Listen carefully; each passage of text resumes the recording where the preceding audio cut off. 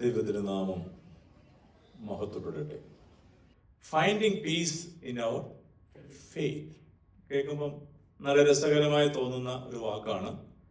നമ്മളുടെ വിശ്വാസത്തിൽ അല്ലെങ്കിൽ നമ്മുടെ ആധ്യാത്മിക ജീവിതത്തിൽ അല്ലെങ്കിൽ ക്രൈസ്തവ ജീവിതത്തിൽ നമുക്ക് സമാധാനം കണ്ടെത്തുവാനായിട്ട് സാധിക്കുന്നുണ്ടോ? സിമ്പിൾ ഒരു എക്സാമ്പിൾ പറഞ്ഞ് ഞാൻ ആരംഭിക്കുക. നിങ്ങൾ മലയാളം TV കാണാറുണ്ടോ? മലയാളം ന്യൂസ് ചാനലൊക്കെ കേൾക്കാറുണ്ടോ? ഇല്ല. ഇംഗ്ലീഷ് കേൾക്കാറുണ്ടോ? ഇത് രണ്ടും ഇല്ല. പിന്നെ എന്തോ നിങ്ങൾ കേൾക്കുന്നത്? ആകെ യൂട്യൂബ് മാത്രം തിന്ന് ജീവിക്കുന്നവരാണോ? അല്ല, നമ്മൾ ന്യൂസ് കേൾക്കും. ഈ ന്യൂസ് ചാനലിൽ ഒരു ന്യൂസ് അവതരിപ്പിക്കുമ്പോൾ നമുക്ക് എന്ത് ഫീലിങ്സ് ആണ് ഉണ്ടാകുന്നത്? Is it A sad feeling or A bad feeling or A mad feeling or A GLAAD feeling? ഓരോ റിപ്പോർട്ടേഴ്സ് ഓരോ സ്ഥലത്ത് നിന്ന്, ഇപ്പം വേണമെങ്കിൽ ഇവിടെ നിന്ന് പറയാം, ഓസ്റ്റിൻ പള്ളിയിലാണ് ഞാനിപ്പോൾ ഇവിടെ നിൽക്കുന്നത്, ഇവിടെ വലിയ സംഭവം നടക്കുകയാണ്, അങ്ങനെയാണ് ഇങ്ങനെയാണ്, ഐസക്കച്ചൻ വന്നിട്ടുണ്ട്, 10 പേരെ ഉള്ളെങ്കിലും വലിയ ക്രൗഡാണ് ഇവിടെ ഉള്ളത് എന്ന് പറയുമ്പോൾ കേൾക്കുന്നവർക്ക് അവരുടെ മനസ്സിൽ എന്ത് ഫീലിംഗ് ആണ് ഉണ്ടാകുന്നത്? Is it a happy move? According to my knowledge നമ്മൾ അന്ന് രാത്രി നമ്മുടെ ഉറക്കം കെടുകയാണ്. ശരിയാണോ? പ്രത്യേകിച്ച് നാട്ടിൽ നടക്കുന്ന ചില വിവരങ്ങളൊക്കെ കേൾക്കുമ്പോൾ നമ്മൾ അവിടെ നിന്ന് നാട്ടിലെ തലമുറയെ ചീത്ത പറയുക, അല്ലെങ്കിൽ നാട്ടിൽ അങ്ങനെയാണ് കുഴപ്പം, അവിടെ വലിയ പ്രശ്നമാണ്, ഇവിടെ ഇങ്ങനെ പ്രശ്നമാണ്. പ്രശ്നമില്ലാത്ത ഒരേ ഒരു സ്ഥലം ഏതാ? നമ്മുടെ വീട്. ബാക്കി എല്ലാ സ്ഥലവും ഓസ്റ്റിനും കംപ്ലീറ്റ് പ്രശ്നമാണ്, ഹ്യൂസ്റ്റണിൽ കംപ്ലീറ്റ് പ്രശ്നമാണ്, ലോകം മുഴുവനും പ്രശ്നമാണ്. ആകെ പ്രശ്നമില്ലാത്തൊരേ ഒരു സ്ഥലം നമ്മുടെ ഭവനം. ഇനി ലോകത്തെ തെറ്റ് ചെയ്യാത്ത ആരെങ്കിലും ഉണ്ടെങ്കിൽ നിങ്ങൾക്ക് അറിയാവുന്ന ഒരാളുടെ പേര് പറയാമോ? യേശുക്രിസ്തുവിനെ വിട്ടേക്കുക. അതല്ലാതെ മനുഷ്യ ഗണത്തിൽ നിങ്ങൾക്ക് അറിയാവുന്ന ആരെങ്കിലും തെറ്റ് ചെയ്യാത്ത ഉണ്ടെങ്കിൽ ഒന്ന് പറയാം. ഉത്തരം എൻ്റെ കയ്യിലുണ്ട്. നിങ്ങൾ ഓരോരുത്തരുമാണ്. നമ്മൾ എപ്പോഴും ചെയ്യുന്നതെല്ലാം ശരിയല്ലായിരുന്നു? അല്ല. ആന്റി സമ്മതിച്ചു എന്നുള്ള ശരിയാണ്. പക്ഷെ ചെയ്യുന്ന വേഗതയിൽ നമ്മൾ ചെയ്തതെല്ലാം ശരിയായിരുന്നു. നമ്മുടെ പങ്കാളി ചെയ്തതിൽ ഒരുപാട് കുറവുണ്ടായിരുന്നു, നമ്മുടെ കുഞ്ഞുങ്ങൾ ചെയ്യുന്നതിൽ ഒരുപാട് കുറവുണ്ടായിരുന്നു, അച്ഛൻ ചെയ്യുന്നതിൽ ഒരുപാട് കുറവുണ്ടായിരുന്നു, ഇവാനിയോസ് തിരുമേനി ചെയ്യുന്നതിൽ കുറവുണ്ടായിരുന്നു, പരിശുദ്ധ ബാവാ തിരുമേനി ചെയ്യുന്നതിലും കുറവുണ്ടായിരുന്നു. ആകെ കുറവില്ലാത്ത ആർക്കാ? നമുക്ക് മാത്രം. നമ്മൾ എപ്പോഴും നമ്മളെ പ്രൊട്ടക്ട് ചെയ്തുകൊണ്ട് ജീവിക്കുന്ന ഒരു കാലഘട്ടത്തിന്റെ ഭാഗമാണ്.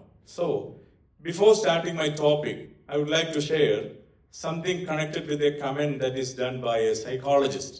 നമുക്കറിയാം സൈക്കോളജിസ്റ്റിന്റെ പ്രത്യേകത എന്താ? എനിക്കിപ്പോഴും ഓർമ്മയുണ്ട്, ഞാൻ MSc സൈക്കോളജി പഠിക്കുന്ന സമയം ഒരു കൺവെൻഷന് ചെന്നിരുന്നു. എല്ലാവരും വളരെ കൗതുകത്തോടൊക്കെ നോക്കിക്കൊണ്ടിരുന്നു. അന്ന് ഞാൻ ചമാശനായിരുന്നു. ഈ ചമാശൻ സൈക്കോളജി പഠിക്കുവാണ്, MSc സൈക്കോളജി സെക്കൻഡ് ഇയർ പഠിക്കുവാണെന്ന് പറഞ്ഞു. ഞാൻ എഴുന്നേറ്റ് നിന്നപ്പോൾ ആരും എൻ്റെ മുഖത്ത് നോക്കത്തില്ല. എന്താ അങ്ങനെ നോക്കാതിരിക്കുന്നത്?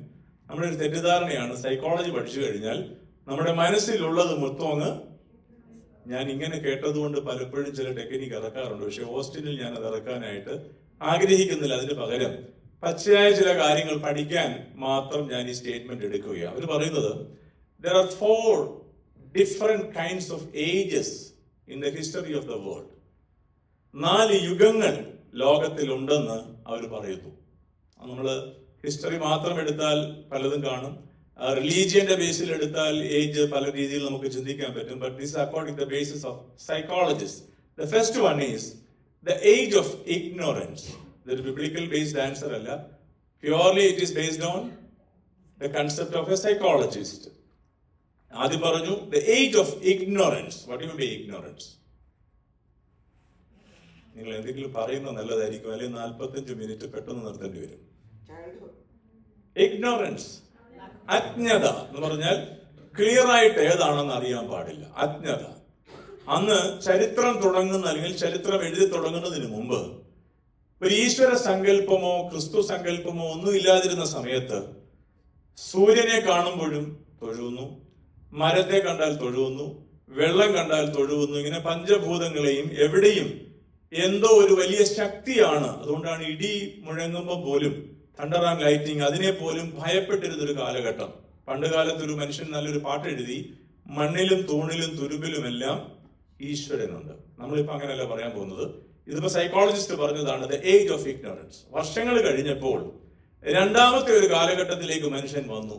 ആ കാലഘട്ടത്തെ സൈക്കോളജിസ്റ്റ് വിളിച്ചത് the age of religion and faith. നമുക്കൊരു വിഷയമുണ്ട്, religion and faith. Faith is connected with our topic. Religion and faith, മതവും വിശ്വാസവും ഉണ്ടായ ഒരു കാലഘട്ടം. എൻ്റെ ഒരു കൊച്ചു ചോദ്യം വീണ്ടും, ലോകത്തെ ഇന്ന് നയിച്ചുകൊണ്ടിരിക്കുന്ന എല്ലാ മതങ്ങളും ഉണ്ടായത് ഒരു കോണ്ടിനെന്റിലാണ്. ഏത് കോണ്ടിനെന്റിലാണ്? North America or South America or Australia or something connected with other area? Asia. Very good. ഏഷ്യയിലാണ് ലോകത്തെ മുഴുവൻ കൺട്രോൾ ചെയ്യുന്ന മതങ്ങളൊക്കെ ഉടലെടുത്തത്. Christianity, Islam, Judaism, Sikhism, Hinduism, everything is connected with Asian culture. അങ്ങനെ ആയപ്പോൾ ഓരോ മതത്തിന്റെ പേരിൽ നിന്ന് മനുഷ്യൻ ആ ശക്തിയെ ഓരോ പേരിട്ട് വിളിച്ചു. നമ്മളിത് വിളിക്കാൻ തുടങ്ങി. തൃത്വമെന്നോ യഹോവയെന്നോ ക്രിസ്തു എന്നോ ഒക്കെ വിളിക്കുന്ന ഒരു സമൂഹമായിട്ട് മാറി. That belongs to Christianity. Hinduism അത് മറ്റൊരു കൾച്ചറിലേക്ക് മാറി. ഇസ്ലാം മറ്റൊരു കൾച്ചറിലേക്ക് മാറി. So different cultures are developed in different parts of the world. That is the development of the era of faith and religion. Third one, something is very exciting, the age of science and technology. ഇത് ഈ ഓസ്റ്റിൻകാരോട് പറയേണ്ട കാര്യമില്ല. What you mean by science and technology?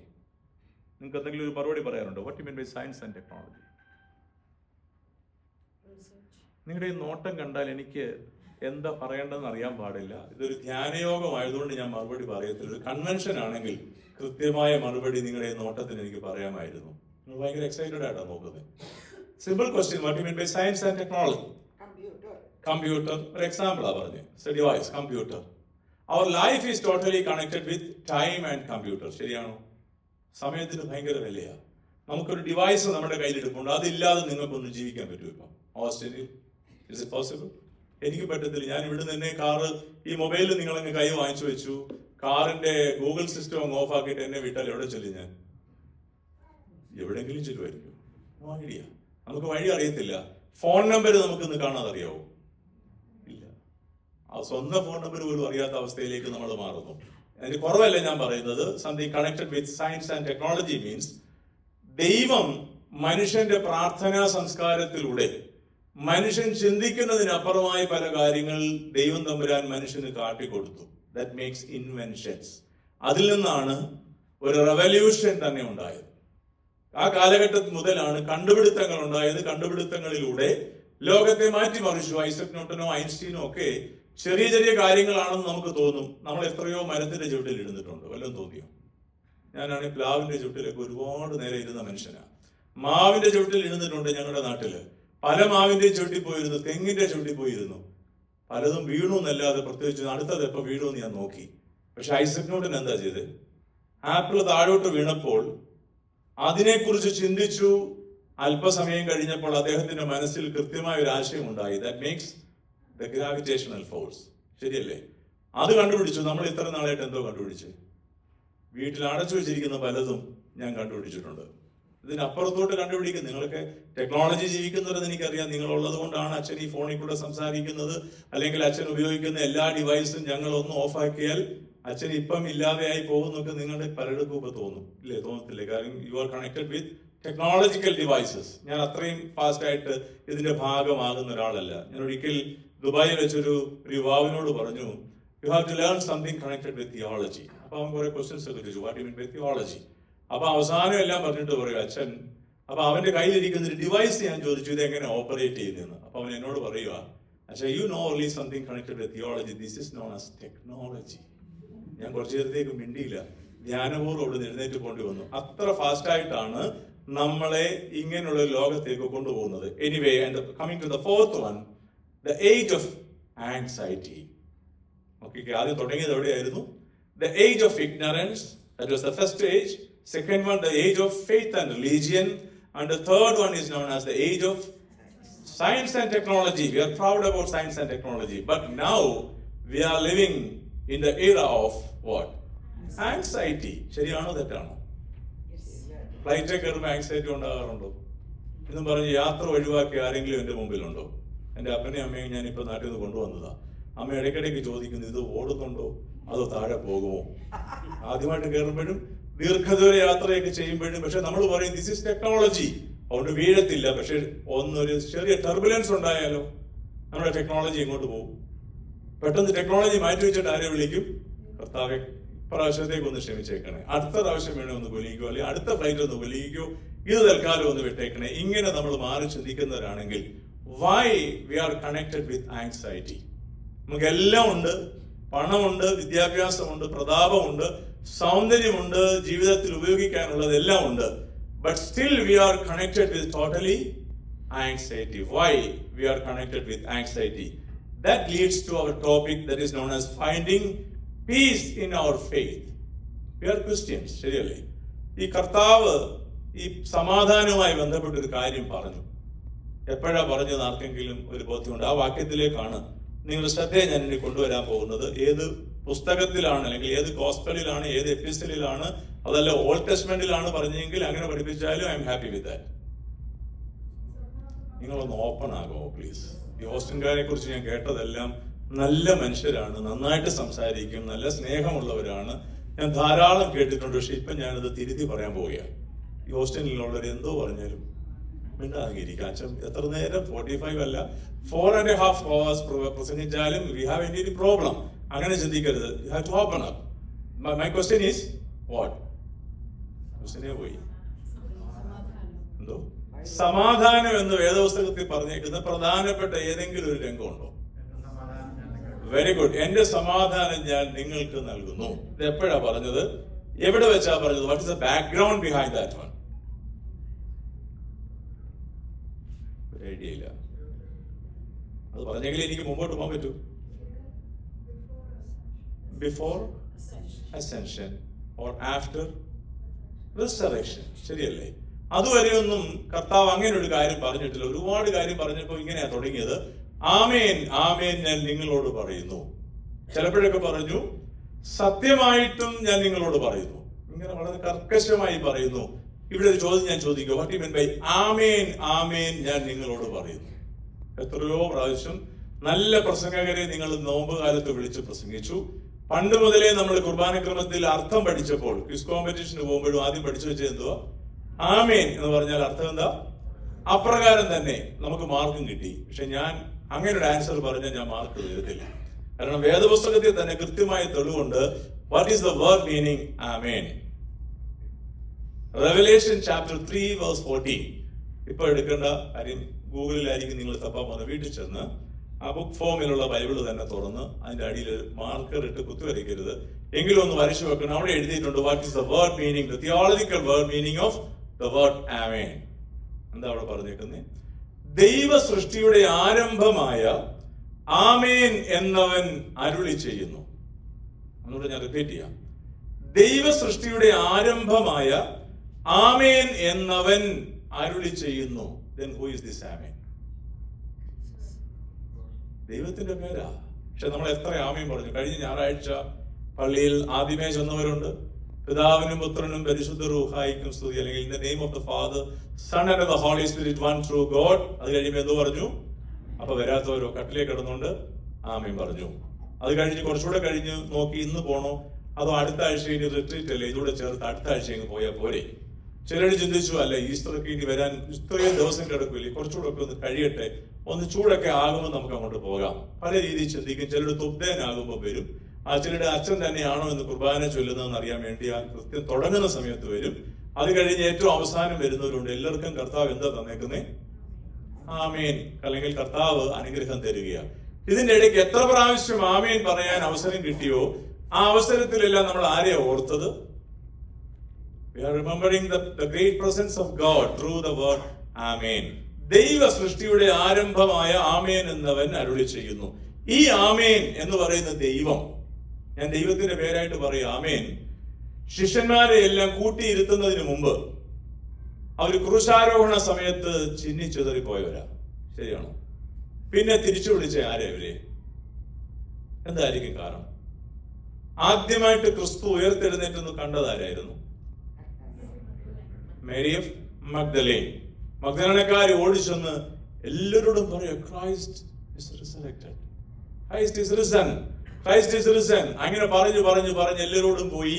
ശിഷ്യന്മാർ അത് കഴിഞ്ഞിട്ടാ കേട്ടെ, ശരിയല്ലേ? എങ്കിലും അവരോടൊപ്പം മാതാവ് ഉണ്ടായിരുന്നു എന്നാണ് സഭയുടെ പാരമ്പര്യ വിശ്വാസം. ഈ ദൈവമാതാവും ശിഷ്യന്മാരും ഒക്കെ ഒരുമിച്ച് കൂടിയിരിക്കുന്ന സ്ഥലത്തേക്ക് ആര് വന്നു? അടച്ചിട്ട് പ്രാർത്ഥിച്ചുകൊണ്ടിരിക്കുക. കാര്യം എന്താ സംഭവിക്കുന്ന ഒരു പിടിയില്ല. ഫോർ എക്സാമ്പിൾ, നമുക്കൊരു ഫ്രീസിങ് വന്നു കഴിഞ്ഞാൽ നമുക്ക് ഭയങ്കര ഒരു പാനിക് സ്റ്റേജ് വരും. ആദ്യം ഓടിച്ചൊന്ന് വാൾമാർട്ടിൽ നിന്നും ക്രോഗറിൽ നിന്ന് എന്തോ എടുത്തോണ്ട് ഓടുന്നേ, വെള്ളം എടുത്തോണ്ട് ഓടും, പിന്നെ ടിഷ്യൂ പേപ്പർ എടുത്തോണ്ട് ഓടും. ഇത് രണ്ടുമാണ് നമുക്ക് പ്രധാനപ്പെട്ട ആവശ്യങ്ങൾ. ബാക്കിയൊക്കെ നമ്മൾ അത്രയും ഓടുമെന്ന് എനിക്ക് അറിയാൻ പാടില്ല. നമ്മൾ ചെല്ലുമ്പോഴത്തേക്ക് മിക്കവാറും തീർന്നു പോകും. അപ്പൊ ഇത് പാനിക് സിറ്റുവേഷൻസ് ഉണ്ടാക്കുക. ഇന്ന് ഓസ്ട്രേലിയയിൽ നിന്ന് ഒരാൾ വിളിച്ചു പറഞ്ഞു, ഒരു വലിയ കൊടുങ്കാറ്റ് വരുന്നു, അച്ഛൻ പ്രാർത്ഥിച്ചോണേ. ഞാൻ വിചാരിച്ചു, കർത്താവ് ഇവിടുന്ന് ഇത്രയും ദൂരെ വരെ ഞാൻ പ്രാർത്ഥിക്കണോ? അവരൊന്ന് പ്രാർത്ഥിച്ചാൽ പോരെ. ഞാൻ തിരിച്ചു ചോദിച്ചു. അവരെന്നെ ഏൽപ്പിച്ചു എന്തുവാ? കാറ്റടിക്കാതിരിക്കാൻ. എൻ്റെ ഒരു ഫ്രണ്ട് ആയതുകൊണ്ടായിരിക്കും എന്നോടുള്ള വിശ്വാസത്തിൽ പറഞ്ഞ. നമ്മള് ഓസ്റ്റിനിൽ കാറ്റടിക്കുമ്പോൾ ഹൂസ്റ്റൻകാരോട് പ്രാർത്ഥിക്കാൻ പറഞ്ഞാൽ പ്രാർത്ഥിക്കൂ. ഇനി ഹ്യൂസ്റ്റണിൽ കാറ്റ് വരുമ്പോൾ ഓസ്റ്റിൻകാരോട് പറഞ്ഞാലോ? ആന്റി അതിനെല്ലാം റെഡിയായിട്ട് വന്നാ എല്ലാവരും തലയാട്ടിയില്ലല്ലോ, എന്താ പറ്റുന്നത്? നമുക്ക് അത്രയും ഉള്ളൊരു വലിയ ഒരു സിനർജി അല്ലെങ്കിൽ ഒരു ഹോളിസ്റ്റിക് ലെവലിലേക്കൊന്നും നമുക്ക് ചിന്തിക്കാനുള്ള പ്രാപ്തി ആയിട്ടില്ല. പക്ഷെ നമ്മൾ എപ്പോഴും പ്രാർത്ഥിക്കാറുണ്ട്, കർത്താവെ സകലരെയും അനുഗ്രഹിക്കണ. ചിലരുണ്ട് പ്രാർത്ഥന വിഷയങ്ങൾ ചോദിച്ചു വാങ്ങി പ്രാർത്ഥിക്കുന്നവരുണ്ട്. ചിലരുണ്ട് അവരുടെ വീട്ടിലെ കാര്യം മാത്രം പ്രാർത്ഥിക്കുന്നവരുണ്ട്. ചിലരുണ്ട് അവരുടെ കാര്യം മാത്രം പ്രാർത്ഥിക്കുന്നവരുണ്ട്. ഇതിലേതാ ശരിയെന്ന് പറയാനോ പഠിപ്പിക്കാനോ അല്ല ഞാൻ ഈ ധ്യാന സമയം ചെലവഴിക്കുന്നത്. ഇതെല്ലാം ജീവിതത്തിന്റെ ഭാഗമാണെങ്കിൽ നമ്മുടെ വിഷയത്തിലേക്ക് വരാം. ആഴ്ചവട്ടത്തിന്റെ 1-ാം ദിവസം അടച്ചിട്ട മുറിക്കുള്ളിൽ ശിഷ്യന്മാർ പ്രാർത്ഥിച്ചുകൊണ്ടിരിക്കുമ്പോൾ അവരുടെ മധ്യത്തിലേക്ക് യേശുദമ്പരാൻ വന്ന് ഒരു പ്രത്യേക പോസ്റ്റർ അവരെ കാണിച്ചു. നിങ്ങൾക്കൊന്ന് കാണിക്കാവോ? യേശു ക്രിസ്തു എന്താ കാണിച്ചത്? ഞാൻ ഈ അടുത്ത സമയത്ത് നാട്ടിൽ പോയിരുന്നു 3 ആഴ്ച.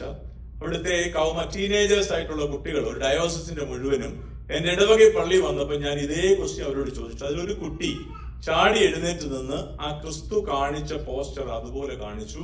എന്റെ കയ്യിൽ സമ്മാനമൊന്നും ഇല്ലായിരുന്നു, ഡോളറായിരുന്നു, ഡോളർ കൊടുത്തില്ല. പക്ഷെ 500 രൂപ എടുത്ത് ആ കുട്ടിക്ക് കൊടുത്തു.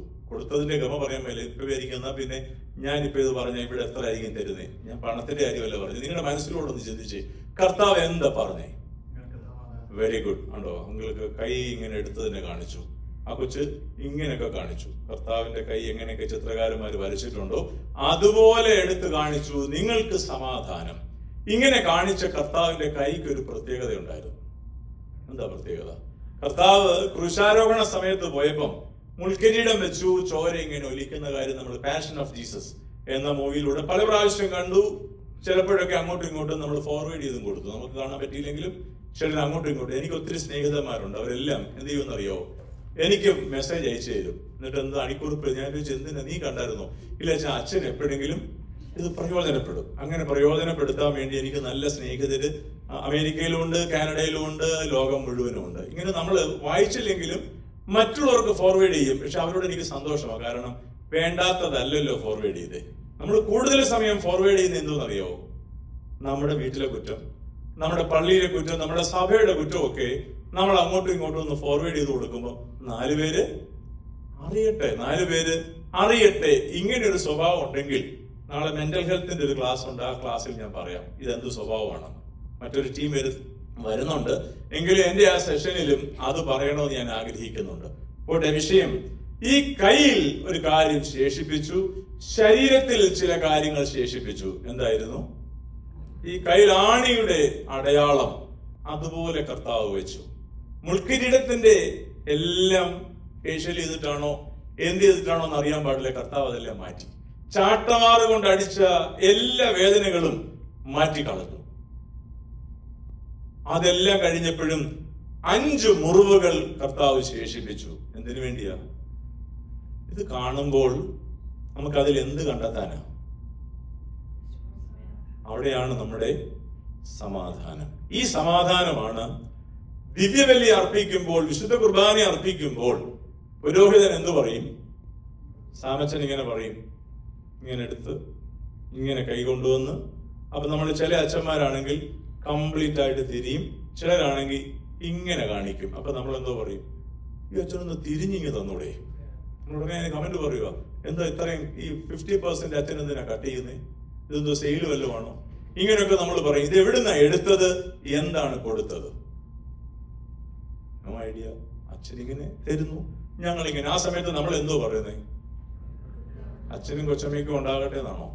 മക്കൾക്കും അച്ഛന്റെ അവിടുത്തെ ആത്മാവിനും ഉണ്ടായിരിക്കട്ടെ. ഇത് വാക്യം പ്രതിവാക്യമായിട്ട് ഒരു കോംപ്ലിമെന്ററി ലെവലിൽ നമ്മൾ ഇത് കൊടുത്തോണ്ടാണ് ഏറ്റവും ഒടുവിൽ പറയും, പാപപരിഹാരപ്രദമായ ബലിപീഠത്തിൽ നിന്നും നിങ്ങൾ പ്രാപിച്ചിരിക്കുന്ന യാത്രാ ഭക്ഷണങ്ങളോടും അനുഗ്രഹങ്ങളോടും കൂടി വിശുദ്ധിയും മഹത്വമുള്ള തൃത്വത്തിന്റെ കൃപയ്ക്കും കരുണയ്ക്കുമായി നിങ്ങളെ ഞങ്ങൾ ഉറക്കെ പറഞ്ഞോ. അച്ഛൻ പഠിച്ചമാർ കൃത്യം തെറ്റിയാലും നിങ്ങൾക്ക് ഇത് കാണാതറിയാം. ആ സമയത്ത് നിങ്ങൾ എന്തോ മറുപടി പറയുന്നേ?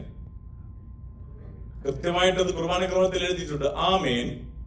കർത്താവ് അവിടുത്തെ കുർബാന അംഗീകരിക്കുകയും അവിടുത്തെ പ്രാർത്ഥനകളാൽ ഞങ്ങളെ സഹായിക്കുകയും ചെയ്യുമാറാകട്ടെ. So what is the speciality of that ബലിപീഠം?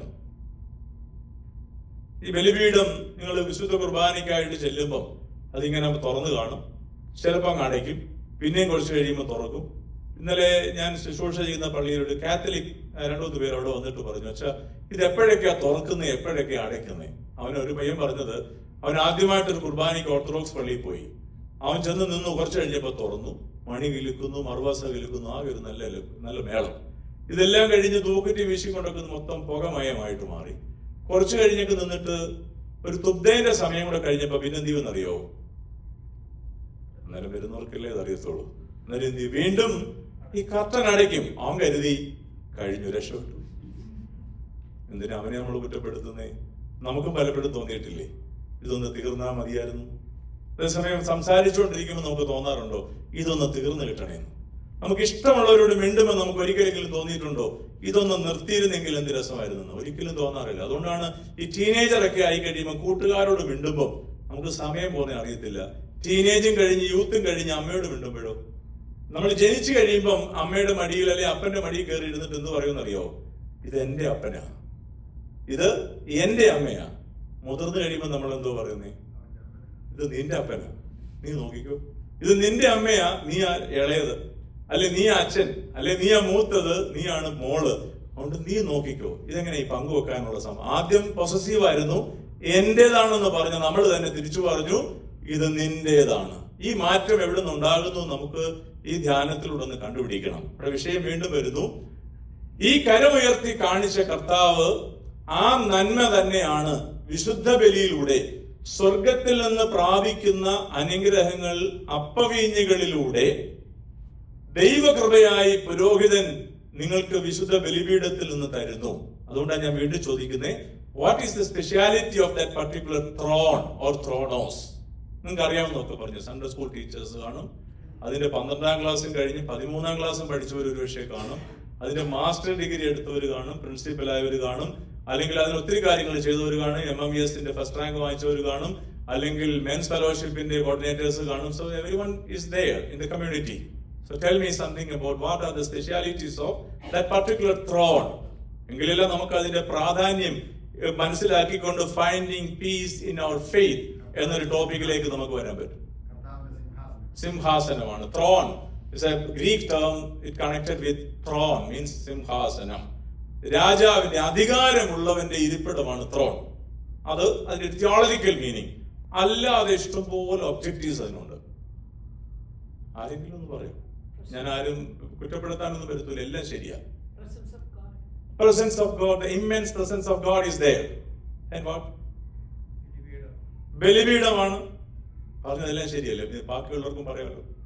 ഞാൻ ഒന്ന് പറഞ്ഞു തുടങ്ങട്ടെ. It is connected with Bethlehem. What do you mean by Bethlehem? കർത്താവ് ജനിച്ച സ്ഥലമാണ് ഈ ബലിപീഠം. It is the place something connected with the crucifixion has happened. കർത്താവിനെ കുരിശിൽ തറച്ച സ്ഥലമാണ് ഈ ബലിപീഠം. കർത്താവ് ഉയർത്തെഴുന്നേറ്റ സ്ഥലമാണ് ഈ ബലിപീഠം. കർത്താവ് പ്രത്യക്ഷപ്പെടുന്ന സ്ഥലമാണ് ഈ ബലിപീഠം. കർത്താവ് നമുക്ക് വേണ്ടി നുറങ്ങി മുറിയുന്ന സന്ദർഭം അവിടെ ആ സമയത്ത് നമ്മൾ പാടും, അൻപുടയോനെ നിൻ വാതിൽ എന്നൊരു പാട്ട് പാടും. ഏറ്റവും ശാന്തമായിട്ട് പാടാൻ പറ്റുന്ന ഒരു അവസ്ഥ നമുക്കുണ്ടായിരുന്നു. ചില ദേവാലയങ്ങളിലെങ്കിലും അത് ഋതമൊക്കെ ഇട്ട് അല്പം കൂടെ സ്പീഡിൽ പാടുമ്പോൾ ഒരു സുഖം ഉണ്ടാകും. പക്ഷെ അവിടെ എന്തോ നടക്കുന്നത്? കർത്താവിനെ മുറിക്കുക. ആ സമയത്ത് നമ്മൾ എന്തോ പാടുന്നേ? അൻപുടയോനെ നിൻ വാതിൽ. അപ്പൊ അങ്ങനെ ആകും. ഇവിടെ ഉണ്ടോന്ന് എനിക്ക് അറിയാൻ പാടില്ല. ചില പള്ളിയിലൊക്കെ ചെല്ലുമ്പം നമുക്കിതിന്റെ കോണ്ടെക്സ്റ്റ്, ഇവിടെ കൊയറുകാരുണ്ട്, അവരെ ഞാൻ കുറ്റപ്പെടുത്താനൊന്നുമില്ല. കൊയർ എപ്പോഴും എനിക്ക് ഇഷ്ടമാണ്. ഉള്ളവരെ ഞാൻ പ്രത്യേകം ബഹുമാനിക്കുന്നു, റെസ്പെക്ട് ചെയ്യാണ്. പക്ഷെ ഇതൊന്ന് മനസ്സിലാക്കാൻ വേണ്ടിയാ. ഈ അൻപുടയോനെ എന്ന് പറയുന്ന സമയത്ത് കർത്താവ് തന്റെ ശരീരത്തെ മുറിച്ച് നമുക്ക് വേണ്ടി നൽകാൻ തക്കവണ്ണം പ്രാപ്തമാകുന്ന ഒരു രഹസ്യ ശുശ്രൂഷ. അതുകൊണ്ടാണ് ആ സമയം തിരശ്ശീല ഇട്ടത്. ഇതെല്ലാം കഴിഞ്ഞു. ഈ ബലിപീഠത്തിന് മറ്റൊരു പ്രത്യേകതയുണ്ട്. ഹൂസോയോ കൊടുക്കും. ചിലപ്പം ഒരു പക്ഷേ കോമൺ ആയിട്ടായിരിക്കാം, അല്ലെ ഓരോരുത്തരുടെയും തലയിൽ കൈവച്ച് നമുക്ക് പ്രാർത്ഥന കൊടുക്കുന്ന ഒരു പാരമ്പര്യം നമുക്കുണ്ട്. ഇത് ഞാൻ കാണുന്നത് എപ്പോഴും മോറിയ മലയിലെ ഒരു സംഭവവുമായി ബന്ധപ്പെട്ട. And what is Moria Mala? The Mount Moria. What is connected with that in Old Testament? പറയോ, മോറിയ മലയിൽ എന്തോ സംഭവിച്ചു? എനിക്ക് ഈ ഓസ്റ്റിൻ ഭയങ്കര ഇഷ്ടമാണ്. കാരണം എന്താന്ന് ചോദിച്ചാൽ ബിക്കോസ് ഓഫ് ദ ജോഗ്രഫി. അതിനേക്കാളും ഇഷ്ടം നിങ്ങളെല്ലാം. കഴിഞ്ഞില്ല, ഇനി അതിന്റെ ഒരു പ്രശ്നം ഉണ്ടാക്കരുത്. ഉത്തരം പറ. മോശയ്ക്ക് കൽപ്പന കൊടുത്തത് മൗണ്ട് സീനായില്ല. കുഴപ്പമില്ല, അത്രയും പറഞ്ഞതിൽ ഞാൻ വളരെ സന്തുഷ്ടനാണ്. ഒന്നും പറയാതിരിക്കുന്നതിനേക്കാൾ ഭേദമാണ് പറയുന്നവര്. ഉത്തരം പറ. പോയിട്ടുള്ളവരാരെങ്കിലും ഇവിടെ ഉണ്ടോ? ഹോളി ലാൻഡിൽ പോയവരെല്ലാം ഈ മോറിയ മലയിൽ പോയിട്ടുണ്ട്. അബ്രഹാം ഇസഹാക്കിനെ ബലി കഴിച്ച സന്ദർഭം അവിടെയാണ്. വാഗ്ദത്ത പുത്രനായ ഇസഹാക്കിനെയും കൊണ്ട് അബ്രഹാം ഇങ്ങനെ ബലിപീഠത്തിന്റെ മുമ്പിലേക്ക് പോകുമ്പോ ഈ കൊച്ചു പയ്യൻ അറിയത്തില്ല എവിടെ കൊണ്ടുപോവാ. പോകുന്ന വഴിക്ക് അപ്പന്റെ കയ്യെ തൂങ്ങിയ മകൻ ഇത് ചോദ്യം ചോദിച്ചു, അപ്പച്ച തീയും വിറകുമുണ്ട്, ഹോമയാഗത്തിനുള്ള ആട്ടുംകുട്ടി എവിടെ? അപ്പച്ചൻ എന്തോ പറഞ്ഞേ? ദൈവം കരുതിക്കൊള്ളും. നമുക്ക് പറയാൻ പറ്റുന്നുണ്ടോ ഇങ്ങനെ? നമ്മുടെ ജീവിതത്തിന്റെ സായാഹ്നങ്ങളിൽ ഒരു ചോദ്യം ചോദിച്ചാൽ നമുക്ക് പറയാൻ പറ്റുന്നുണ്ടോ? മോനെ, അതെല്ലാം ദൈവം കരുതിക്കൊള്ളും. He's the provider of our life എന്ന് ശക്തമായി പറയാൻ പറ്റണം. ഒരു ക്വസ്റ്റ്യൻ കൂടെ അതിന്റെ എക്സാമ്പിൾ ആയിട്ട് പറയാം. നമ്മൾ കുട്ടികളെ പരിശീലിപ്പിക്കുമ്പോഴും പഠിപ്പിക്കുമ്പോഴും പലപ്പോഴും പറഞ്ഞിട്ടില്ലേ, നീ ആ ജേക്കബ് അങ്കിളിന്റെ ഇളയ മോനെ നോക്കി, ഇവിടെ ജേക്കബ് അങ്കിൾ കാണുമായിരിക്കും കേട്ടോ, അല്ലെ ആ സൂസി ആന്റിയുടെ മൂത്ത മോള്, അവളെ നീ കണ്ടുപിടിക്കുക. അല്ലെങ്കിൽ നാട്ടിലുള്ള നമ്മുടെ ഒരു കസിൻ ബ്രദറിന്റെ മകനെ പറ കണ്ടുപഠിക്കുക. നമുക്ക് ആർക്കെങ്കിലും ധൈര്യമുണ്ടോ? മോനെ നീ ആ ധൈര്യം എപ്പോഴുണ്ടാകുന്നു ആ സന്ദർഭത്തിൽ നമുക്ക് പറയാൻ പറ്റും finding peace in our faith. അവിടെയാണ് നമ്മുടെ വിശ്വാസം വർദ്ധിപ്പിച്ചത്. നമ്മൾ ചൂണ്ടിക്കാണിച്ചതെല്ലാം എന്നെ പഠിപ്പിക്കുന്ന ടീച്ചേഴ്സ് നന്നായിട്ട് അടിക്കുമായിരുന്നു. പല പ്രാവശ്യം ഇത് കേട്ടവരുണ്ടെങ്കിൽ എന്നോട് ക്ഷമിക്കുക. അടിക്കുമ്പോഴെല്ലാം ടീച്ചർ എന്നോട് പറയുമായിരുന്നു, നിന്റെ ചേട്ടനെ നോക്കി പഠിക്കാൻ. ഞാൻ പോയി ചേട്ടനെ മൊത്തം നോക്കി, പ്രത്യേകിച്ച് ഒന്നും കിട്ടിയില്ല. എന്നിട്ട് അടുത്തടി തന്നിട്ട് പറയും, നിന്റെ പെങ്ങളെ നോക്കി പഠിക്കാൻ. ഞാൻ അവളെ നോക്കി, കുഴപ്പമൊന്നുമില്ലാത്തൊരു കൊച്ച. പിന്നെ പറഞ്ഞു, നിന്റെ അനിയനെ നോക്കി പഠിക്കാൻ. ഈ 3 പ്രാവശ്യം പറഞ്ഞപ്പോഴും എത്ര അടി എനിക്ക് കിട്ടിയെന്നറിയോ? 3 എനിക്ക് കിട്ടി. പിന്നെ അവസാനം എനിക്ക് തരാനുള്ളത് 3 വേറെ തരും. അപ്പൊ ഞാൻ ആ ടീച്ചർ എന്നെ എന്തോ പഠിപ്പിച്ചേ? എന്റെ ചേട്ടനെ സ്നേഹിക്കാനാണോ? എന്റെ പെങ്ങളെ സ്നേഹിക്കാനാണോ? എന്റെ അനിയനെ സ്നേഹിക്കാനാണോ? അവരെ കാണുന്നതും കൂടെ ദേഷ്യത്തിലാകാനുള്ള ഒരു പ്രത്യേക സൈക്കോളജിക്കൽ സിസ്റ്റത്തിലേക്ക് എന്നെ മാറ്റി. പക്ഷെ അവരോട് എനിക്ക് സ്നേഹക്കുറവൊന്നുമില്ല, നല്ല മനുഷ്യരാ. ഒരു പക്ഷേ ഇത് റെക്കോർഡ് ചെയ്ത് എവിടെയെങ്കിലും പോയാൽ ഒരിക്കൽ അവർ ചോദിക്കും എന്നോട്. എന്നാലും എനിക്ക് സങ്കടമൊന്നുമില്ല, 2 സാക്ഷികൾ ഇവിടെ ഇരിപ്പുണ്ടല്ലോ. അപ്പൊ ഇങ്ങനെ ഒരു കാലഘട്ടത്തിൽ നമ്മൾ ജീവിക്കുമ്പോൾ നമ്മുടെ വിഷയം എന്തായിരുന്നു? Finding peace in faith. അതവിടെ നിൽക്കട്ടെ. അതിന്റെ ഇടയ്ക്ക് നമ്മൾ പറഞ്ഞുകൊണ്ടുവന്ന വിഷയത്തുമായിരുന്നു ബലിപീഠം. Very good. അപ്പൊ നിങ്ങൾ ലിസണിങ് കപ്പാസിറ്റി ഉള്ളവരാണ്. ഈ ബലിപീഠത്തിൽ നിന്ന് നമ്മൾ എന്താ സ്വീകരിക്കുന്നു ചോദിച്ചാൽ, അബ്രഹാമും ഇസഹാക്കും കൂടി ഇങ്ങനെ പോകുമ്പം വിറകിന്റെ കഷ്ണം ആരുടെ തലയിലായിരുന്നിരുന്നേ? പക്ഷെ നമ്മൾ ആ കാഴ്ച നമ്മൾ കണ്ടിരുന്നെങ്കിൽ എന്തോ പറഞ്ഞേനെ, ഇവന് കണ്ണി ചോരയില്ലേ എന്ന് അപ്പനോട് ചോദിച്ചേനെ. ശരിയല്ലേ? അപ്പൻ ചുമന്നിരുന്നെങ്കിൽ നമ്മൾ എന്തോ പറഞ്ഞേനെ, ഈ ചെറുക്കൻ എന്നാ ചെറുക്കനാ വാങ്ങിച്ചൊന്ന്. പക്ഷേ ദൈവ നിശ്ചയപ്രകാരമുള്ളൊരു യാത്രയായതുകൊണ്ട് ഇങ്ങനെ മുന്നോട്ട് പോയി. ഏറ്റവും മുകളിൽ വരെ ചെല്ലുമ്പം ഇസഹാക്കിന്റെ തലയിൽ വിറക് കഷണം. ഇസഹാക്ക് എവിടെയായിരുന്നു? വിറക് കഷണത്തിന്റെ താഴെ ഇരിക്കുക. ഇനി അവിടെ ചെന്ന് മോറിയാമലയുടെ മുകളിൽ ചെന്നപ്പോ എന്താ സംഭവിച്ചത്? വിറകെല്ലാം താഴെയായി. ആര് മുകളിലായി? പറയാൻ എന്ത് രസമല്ലേ? ആദ്യം എവിടെയായിരുന്നു? യാത്രയിൽ ആദ്യം കഴുതയത് കൊണ്ടുപോകുന്നേ മലയുടെ താഴെ വരെ. 3 ദിവസം ആകുമ്പോഴാണ് കഴുതയുടെ പുറത്തു നിന്ന് ഈ വിറക് കഷണങ്ങളെല്ലാം പറക്കി മകന്റെ തലയിലോട്ട് വെച്ചു. ഈ പോകുന്ന വഴിക്ക് ഭാരം ചുമക്കുന്ന മകനാണ് ഈ ഒരു ചോദ്യം ചോദിച്ചത്. പക്ഷെ അവിടെ ചെന്നപ്പോൾ ആരെ ഈ വിറക് താഴെ ഇറക്കിയത്? ഞാൻ പറയും, അത് അബ്രഹാം സ്നേഹപൂർവ്വം അത് താഴോട്ട് ഇറക്കി വെച്ചു. എന്നിട്ട് എന്ത് ചെയ്തു? ആ വിറക് കൊണ്ട് തന്നെ ഒരു ബലിപീഠം ഉണ്ടാക്കി. കൈയും കാലും ബന്ധിക്കപ്പെട്ടവനായി ഇസഹാക്ക് ബലിപീഠത്തിന്റെ മുകളിലോട്ട് കയറി. ഇത് തന്നെയാണ് വിശുദ്ധ കുർബാന. എങ്ങനെയാന്ന് നോക്കിയാൽ, നിങ്ങൾ വീട്ടിൽ നിന്ന് വരുമ്പോ എന്തുകൊണ്ടാ വരുന്നതെന്നറിയോ? Just like Isaac. നിങ്ങൾ വിറക് കഷ്ണം ചോന്നുകൊണ്ടാണ് വരുന്നത്. പക്ഷെ വരവ് കണ്ടാൽ അങ്ങനെ വല്ലതും ഉണ്ടോ? നമ്മൾ മൊബൈലൊക്കെ നോക്കി ആർക്കൊക്കെ SMS വന്നിട്ടുണ്ട്, അല്ലെങ്കിൽ വാട്സപ്പിൽ എങ്ങനെയൊക്കെ പോകുന്നു, ഗ്രൂപ്പ് എല്ലാം കറക്റ്റ് ആണോ, അതെല്ലാം നോക്കി. പക്ഷെ ഇൻ ബിറ്റ്വീൻ ബൈബിൾ വാക്യങ്ങളൊക്കെ അതിലുണ്ടെങ്കിലും അതൊക്കെ നമുക്ക് അറിയാവുന്നതാണല്ലോ. നമ്മൾ അതിങ്ങനെ അങ്ങോട്ടും ഇങ്ങോട്ടും തള്ളി മാറ്റും. അങ്ങനെ വന്ന് ഇവിടെ നിൽക്കുമ്പോൾ ഇവിടെ ഒരു അബ്രഹാം ഉണ്ട് പള്ളിയിൽ. അതാത് സമയങ്ങളിൽ നിങ്ങൾക്ക് വേണ്ടി നിയോഗിക്കുന്ന ഒരു അബ്രഹാം അവിടെ കാണും. അബ്രഹാം നിങ്ങളുടെ തലയിൽ കൈവെക്കും. ആ സമയത്ത് നമ്മൾ എങ്ങനെയാ നിൽക്കേണ്ടത്? ഒന്ന് കാണിക്കാവോ പ്ലീസ്? എൻ്റെ ഒരു സായുജ്യത്തിന് വേണ്ടിയാ. നിങ്ങൾ എന്ത് ചെയ്യുവാൻ നേരം? പോക്കറ്റിൽ കൈകൊണ്ട് നിൽക്കുവോ? നെയിൽ പോളിഷ് എല്ലാം കറക്റ്റ് ആണോ നോക്കുവോ? അതോ വേറെ എന്തെങ്കിലും ചെയ്യുവോ? കൈ കൂപ്പി ഒന്ന് ചെയ്യാൻ നോക്ക്. പ്രാക്ടീസ്. ഒരു ലെൻഡൻ റിട്രീറ്റിന്റെ ഭാഗമാണ്. ഒട്ടും പറ്റാത്തവരെ ഞാൻ അങ്ങോട്ട് വന്ന് കൈ ഒന്ന് കൂപ്പിക്കാൻ പഠിപ്പിക്കാം. ഒന്ന് കൈ കൂപ്പിക്കേ. ഒരു വൈദികന്റെ മുമ്പിലാണ് നിൽക്കുന്നതെന്നുള്ള ബോധ്യത്തിലല്ല നിൽക്കേണ്ടുന്നത്. ദൈവത്തിന്റെ ബലിപീഠത്തിന്റെ മുമ്പിൽ നമ്മൾ തല വണങ്ങിക്കൊണ്ട് നിൽക്കുന്ന ഒരു രംഗം. ആ സമയം അബ്രഹാം ദൈവത്തിന് വേണ്ടി നമ്മുടെ തലയിൽ തൊടുകയാണ്. തൊടുമ്പോ എന്താ സംഭവിക്കുന്നറിയോ? നിങ്ങൾ കൊണ്ടുവന്ന വിറക് കഷണം എടുത്തോണ്ട് പോവുക. അച്ഛൻ എല്ലാം കൂടെ കൊണ്ട് ബലിപീഠത്തിന്റെ മുകളിലോട്ട് വയ്ക്കും. ആരെ വെച്ചാന്നറിയോ? നിങ്ങൾ നോക്കുന്നത് അച്ഛൻ ഇന്ന് ഏത് കാപ്പയിട്ടെന്നാ? ഇന്ന് സാമച്ചനാണോ അതോ ഈ ആഴ്ച ഐസക് അച്ഛൻ ചൊല്ലിയിട്ടേ പോകത്തുള്ളൂ? ഇതൊക്കെയാണ് നമ്മുടെ സംസാര വിഷയമെങ്കിൽ അബ്രഹാം ബലിയർപ്പിക്കാനായിട്ട് പോകുന്നത് പോലെ പുരോഹിതൻ അവിടെ ചെന്ന് നിങ്ങളിൽ നിന്ന് പ്രാപിക്കുന്ന സകല പാപത്തിന്റെ ചുമടുകളെയും ആ ബലിപീഠത്തിന്റെ മുമ്പിൽ സമർപ്പിക്കുന്നു.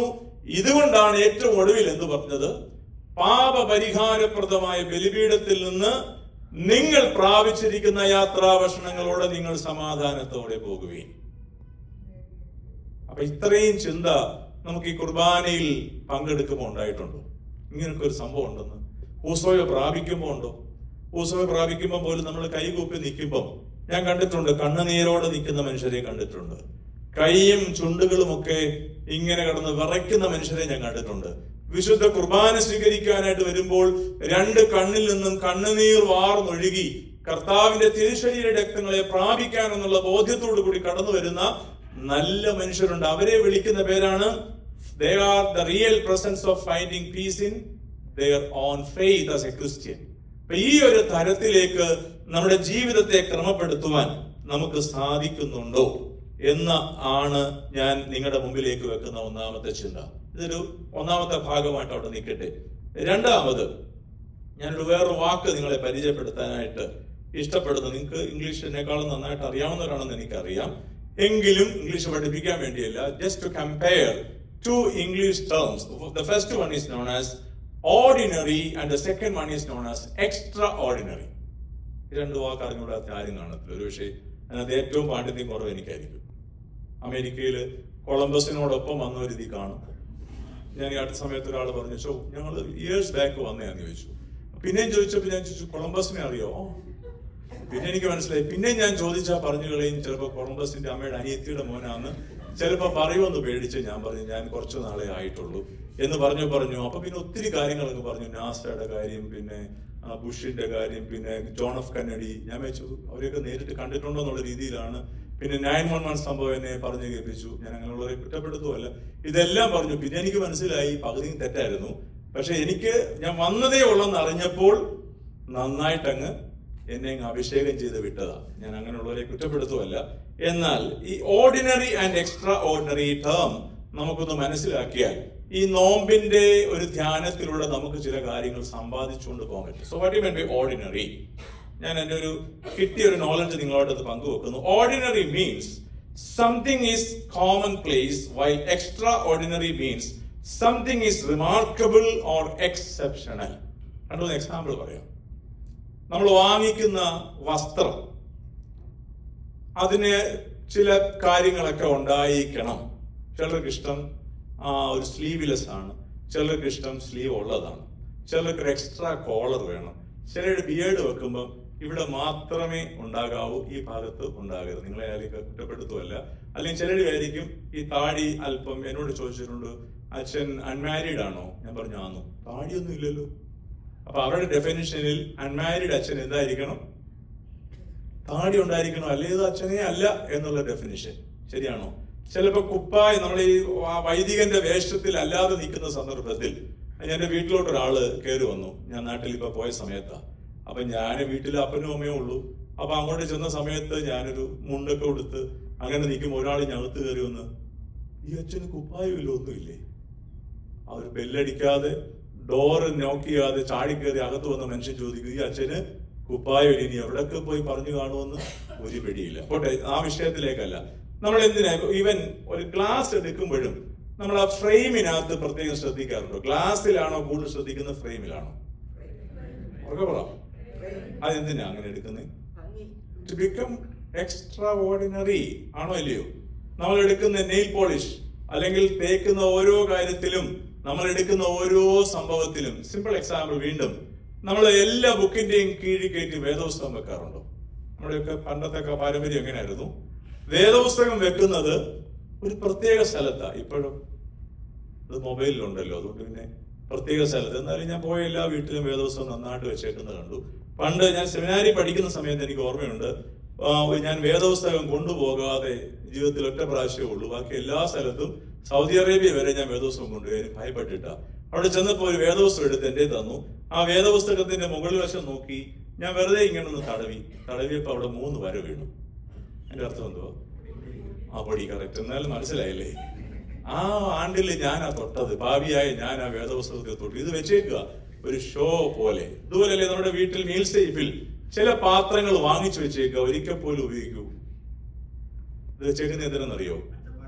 അച്ഛന്മാര് വരുമ്പോ എന്നെ അത്ര സന്തോഷിപ്പിക്കണ്ട, അച്ഛന്മാരെയും കൂടെ കൂട്ടിക്കോ. ഗസ്റ്റ് വരുമ്പോ കൊടുക്കാനാണ്. പക്ഷെ ജീവിതത്തിൽ ഒരിക്കൽ പോലും നമ്മളത് ഉപയോഗിക്കാതെ ഗസ്റ്റിന് വേണ്ടി മാറ്റി വെച്ചേക്കുന്ന ചില കാര്യങ്ങളുണ്ട്. ശരിയാണോ തെറ്റാണോ? ജസ്റ്റ് ഫോർ ഒരു അനാലിസിസിന് വേണ്ടി പറയാം. നിങ്ങളെ കുറ്റപ്പെടുത്തി ഒരു വലിയ കൂമ്പാരം നിങ്ങളുടെ തലയിൽ വെച്ചിട്ട് പോകാനൊന്നുമില്ല. ഇതെല്ലാം നമ്മൾ ശ്രദ്ധിക്കാറുണ്ട്. നമ്മുടെ വീട്ടിൽ ഒരു കല്യാണം നടക്കുമ്പോഴും കേറ്ററിംഗുകാരൻ വന്ന് നമ്മളെ നന്നായിട്ട് ട്യൂൺ ചെയ്ത് ചില വർത്താനം പറയും. ഇതാണ് ഇപ്പോഴത്തെ ട്രെൻഡ്. ഞാനിപ്പോ ഒരു കല്യാണത്തിന് നാട്ടിൽ പങ്കെടുത്തപ്പം ഈ നാട്ടിലൊക്കെ ഈ റബ്ബർ തോട്ടത്തിലൊക്കെ കിടക്കുന്ന ഒരു തരം പുല്ല്, അതിനൊരു കൊച്ചു പൂവുണ്ട്. ആ പൂവും കൊണ്ടൊരു മാല ഉണ്ടാക്കി മണവാളന് മണവാട്ടിയമ്മ. അപ്പൊ ഞാൻ വെച്ചത് ഇതിന് ഡിമാൻഡായോ?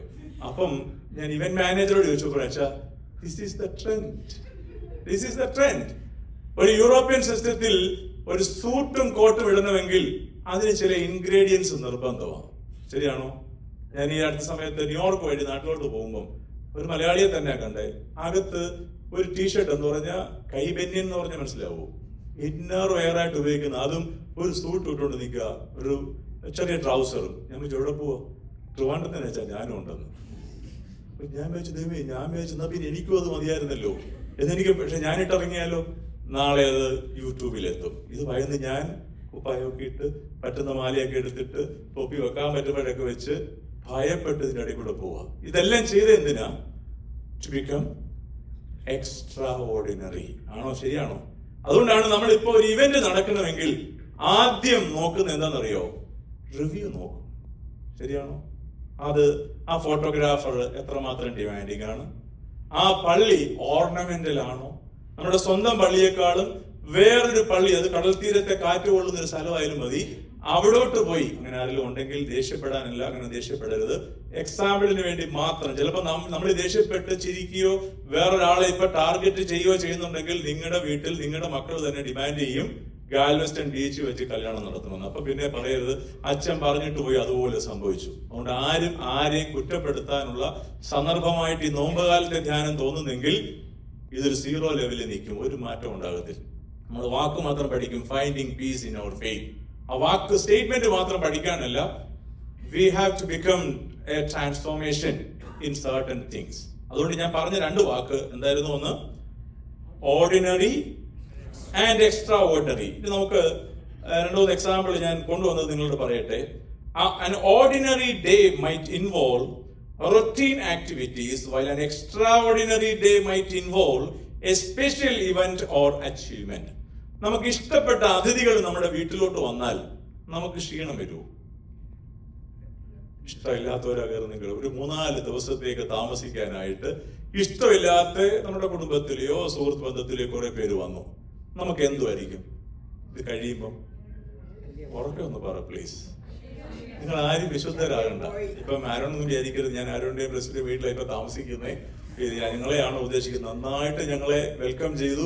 അവരങ്ങനെ അതിനുള്ള സ്വഭാവം കൃത്യമായിട്ട് ദൈവം കൊടുത്തവരാ. നിങ്ങളെല്ലാം അങ്ങനെ തന്നെയാണ്. ഞാൻ ചില ആൾക്കാരുമായിട്ട് ഇവിടുത്തെ കാര്യങ്ങളിൽ പങ്കെടുത്തിട്ടുണ്ട്. ഞാൻ സാമച്ചന്റെ വീട്ടിൽ നിന്ന് പോകാൻ പറ്റി.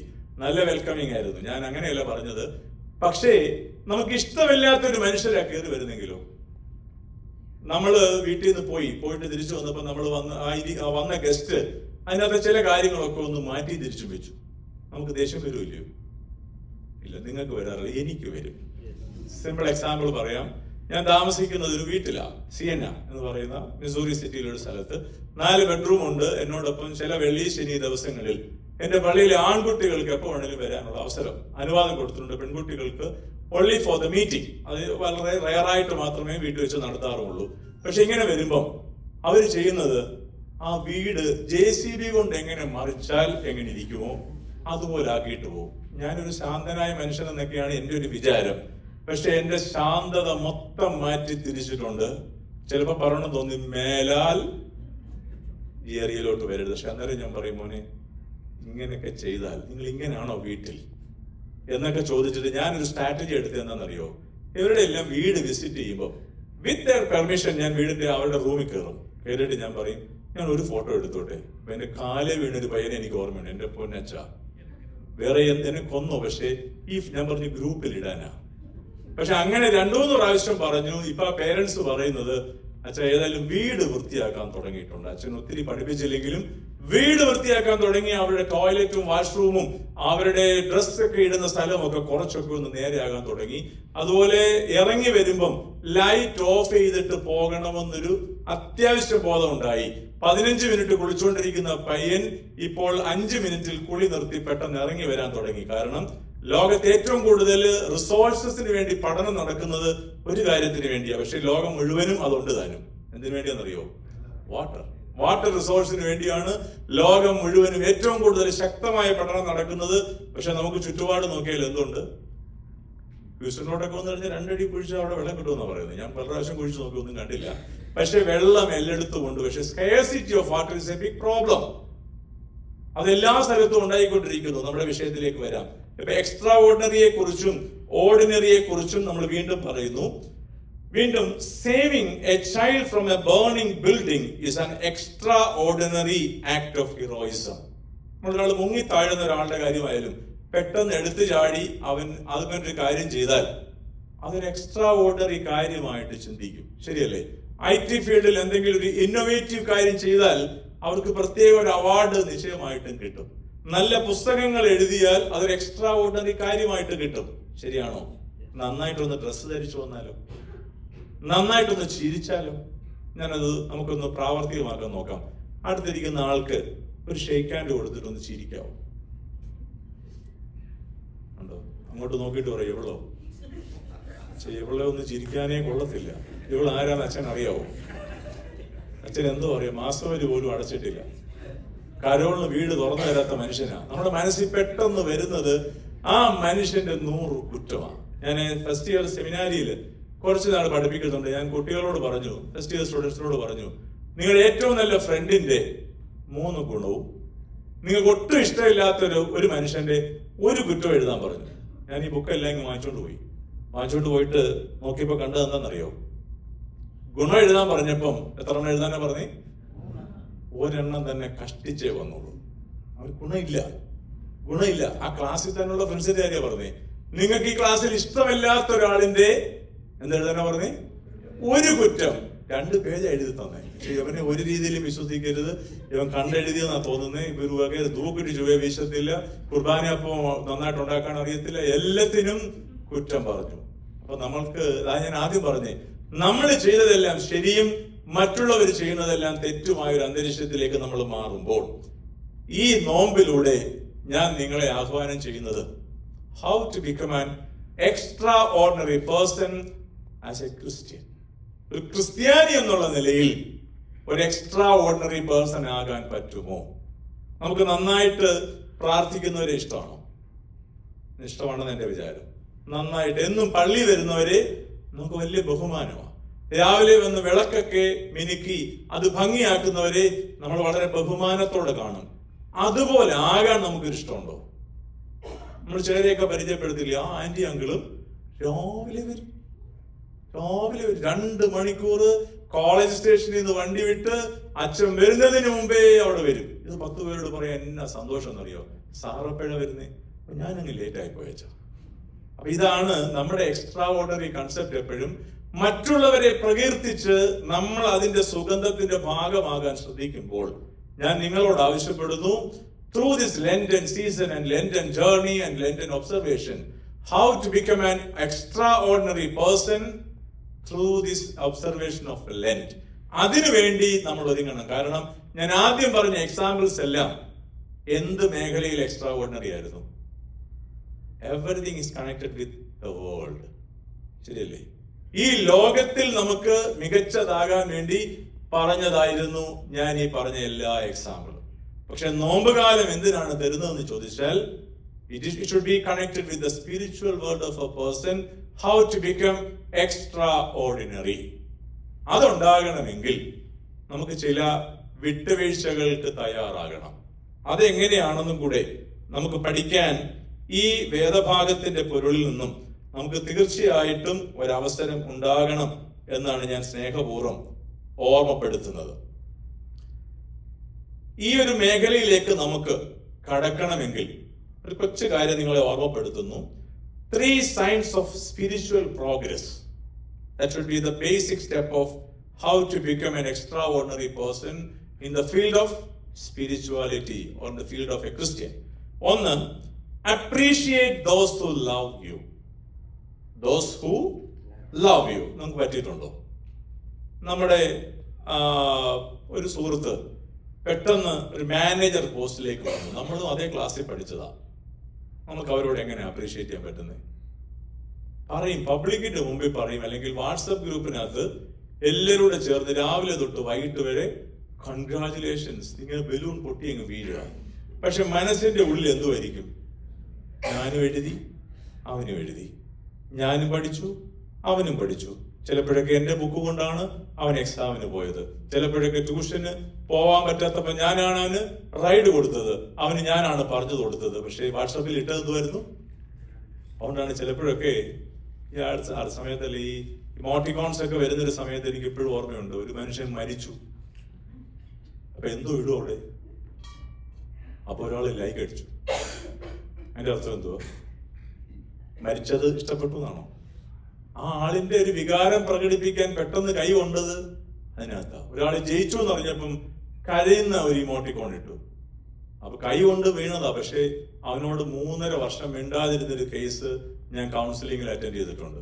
അപ്പൊ ഈ ഇമോട്ടിക്കോൺസ് എല്ലാം കൂടെ നമുക്ക് വികാരങ്ങൾ പ്രകടിപ്പിക്കാനുള്ള സന്ദർഭമാണെങ്കിലും, പക്ഷെ നമ്മുടെ വിഷയത്തിൽ നമുക്ക് എത്രമാത്രം ഇതിനകത്ത് താതാത്മ്യപ്പെടാൻ പറ്റുന്നുണ്ടോ? 2-3 പേരെങ്കിലും ഓർത്തേ, അവന് കിട്ടിയ ഉയർച്ചയിൽ നമുക്ക് അവനെ അപ്രീഷിയേറ്റ് ചെയ്യാൻ പറ്റിയോ? നമ്മൾ അമേരിക്കയിലോട്ട് വന്നു. നമ്മുടെ ക്ലാസ്സിൽ ഒന്നും പഠിക്കാതിരിക്കുന്നവനും 6 മാസം കഴിഞ്ഞപ്പോൾ അമേരിക്കയിൽ വന്നു. സഹിക്കാൻ പറ്റൂ? അതുകൊണ്ടാണ് ചിലപ്പോഴേക്ക് ഇലക്ഷനൊക്കെ നടക്കുമ്പം ഇനി ആരും അമേരിക്കയിലോട്ട് തോന്നിയിട്ടുണ്ടോ? ഞാൻ ഇതിന്റെ ഡിബേറ്റ് ഒക്കെ പള്ളി നടത്തി നോക്കി. ചിലത് പറഞ്ഞ്, അച്ഛാ ഇപ്പൊ കാണിക്കുന്ന ബൈഡൻ കാണിക്കുന്നത് ഇത് എങ്ങനെയാവുമെന്ന് എനിക്ക് അറിയത്തില്ല, എങ്കിലും ഞാൻ പറയും ബൈഡൻ കാണിക്കുന്നത് തെറ്റാണ്, ട്രംപ് വരണം. എന്താ കാര്യം? ഇനി ബോർഡർ കടന്ന ആരും നമ്മൾ എങ്ങനെ വന്നേ? എനിക്ക് ഇപ്പോഴും ഓർമ്മയുണ്ട്, മദ്രാസിൽ ചെന്നിങ്ങനെ വിറയ്ക്കുന്ന ഹൃദയത്തോട് നിന്നത്. ആ മനുഷ്യൻ എന്തൊക്കെയോ ചോദിച്ചു. ഞാൻ പറഞ്ഞു യാ, പിന്നെയും പറഞ്ഞു യാ, ഓക്കെ പറഞ്ഞു. എന്തോ കരുണയ്ക്ക് എന്നോട് എല്ലാവരും പറഞ്ഞു വിട്ടു, പാസ്പോർട്ട് അകത്തോട്ട് വെക്കുന്നെങ്കിൽ എന്തോ അതിന്റെ അർത്ഥം? ഒരു വിസ ഇസ് അപ്രൂവ്ഡ്, തിരിച്ച് കൈ തന്നെ തന്ന് have A good day, great day എന്ന് പറഞ്ഞാൽ നീ വീട്ടിൽ പൊയ്ക്കോ, വീണ്ടും തെമ്മലോട്ട് പൊയ്ക്കോ, അല്ലെങ്കിൽ വീട്ടിൽ പോയിരുന്നു എന്നായിരുന്നു. അപ്പൊ ഞാനിങ്ങനെ ഇതെല്ലാം കൂടെ ഓർത്തോണ്ടാണ് ഈ മനുഷ്യൻ ചോദിച്ചത്. പള്ളിയുടെ പേര് ചോദിച്ചു, അവിടെ എത്ര മെമ്പേഴ്സ് ഉണ്ടെന്ന് ചോദിച്ചു, വാട്ട് ഈസ് ദ അഡ്രസ്, ഇതൊക്കെ മനസ്സിലായി. ഞാൻ പിന്നെ എല്ലാം ഓക്കെ പറഞ്ഞു. അവസാനം ഞാൻ പ്രാർത്ഥിക്കുക, കർത്താവേ ഒരു കാരണവശാലും ഇത് തിരിച്ചു തന്നാലും ഞാൻ കൊണ്ടുപോകത്തില്ലേ. ഇതായിരുന്നു ഞാൻ പ്രാർത്ഥിച്ചത്.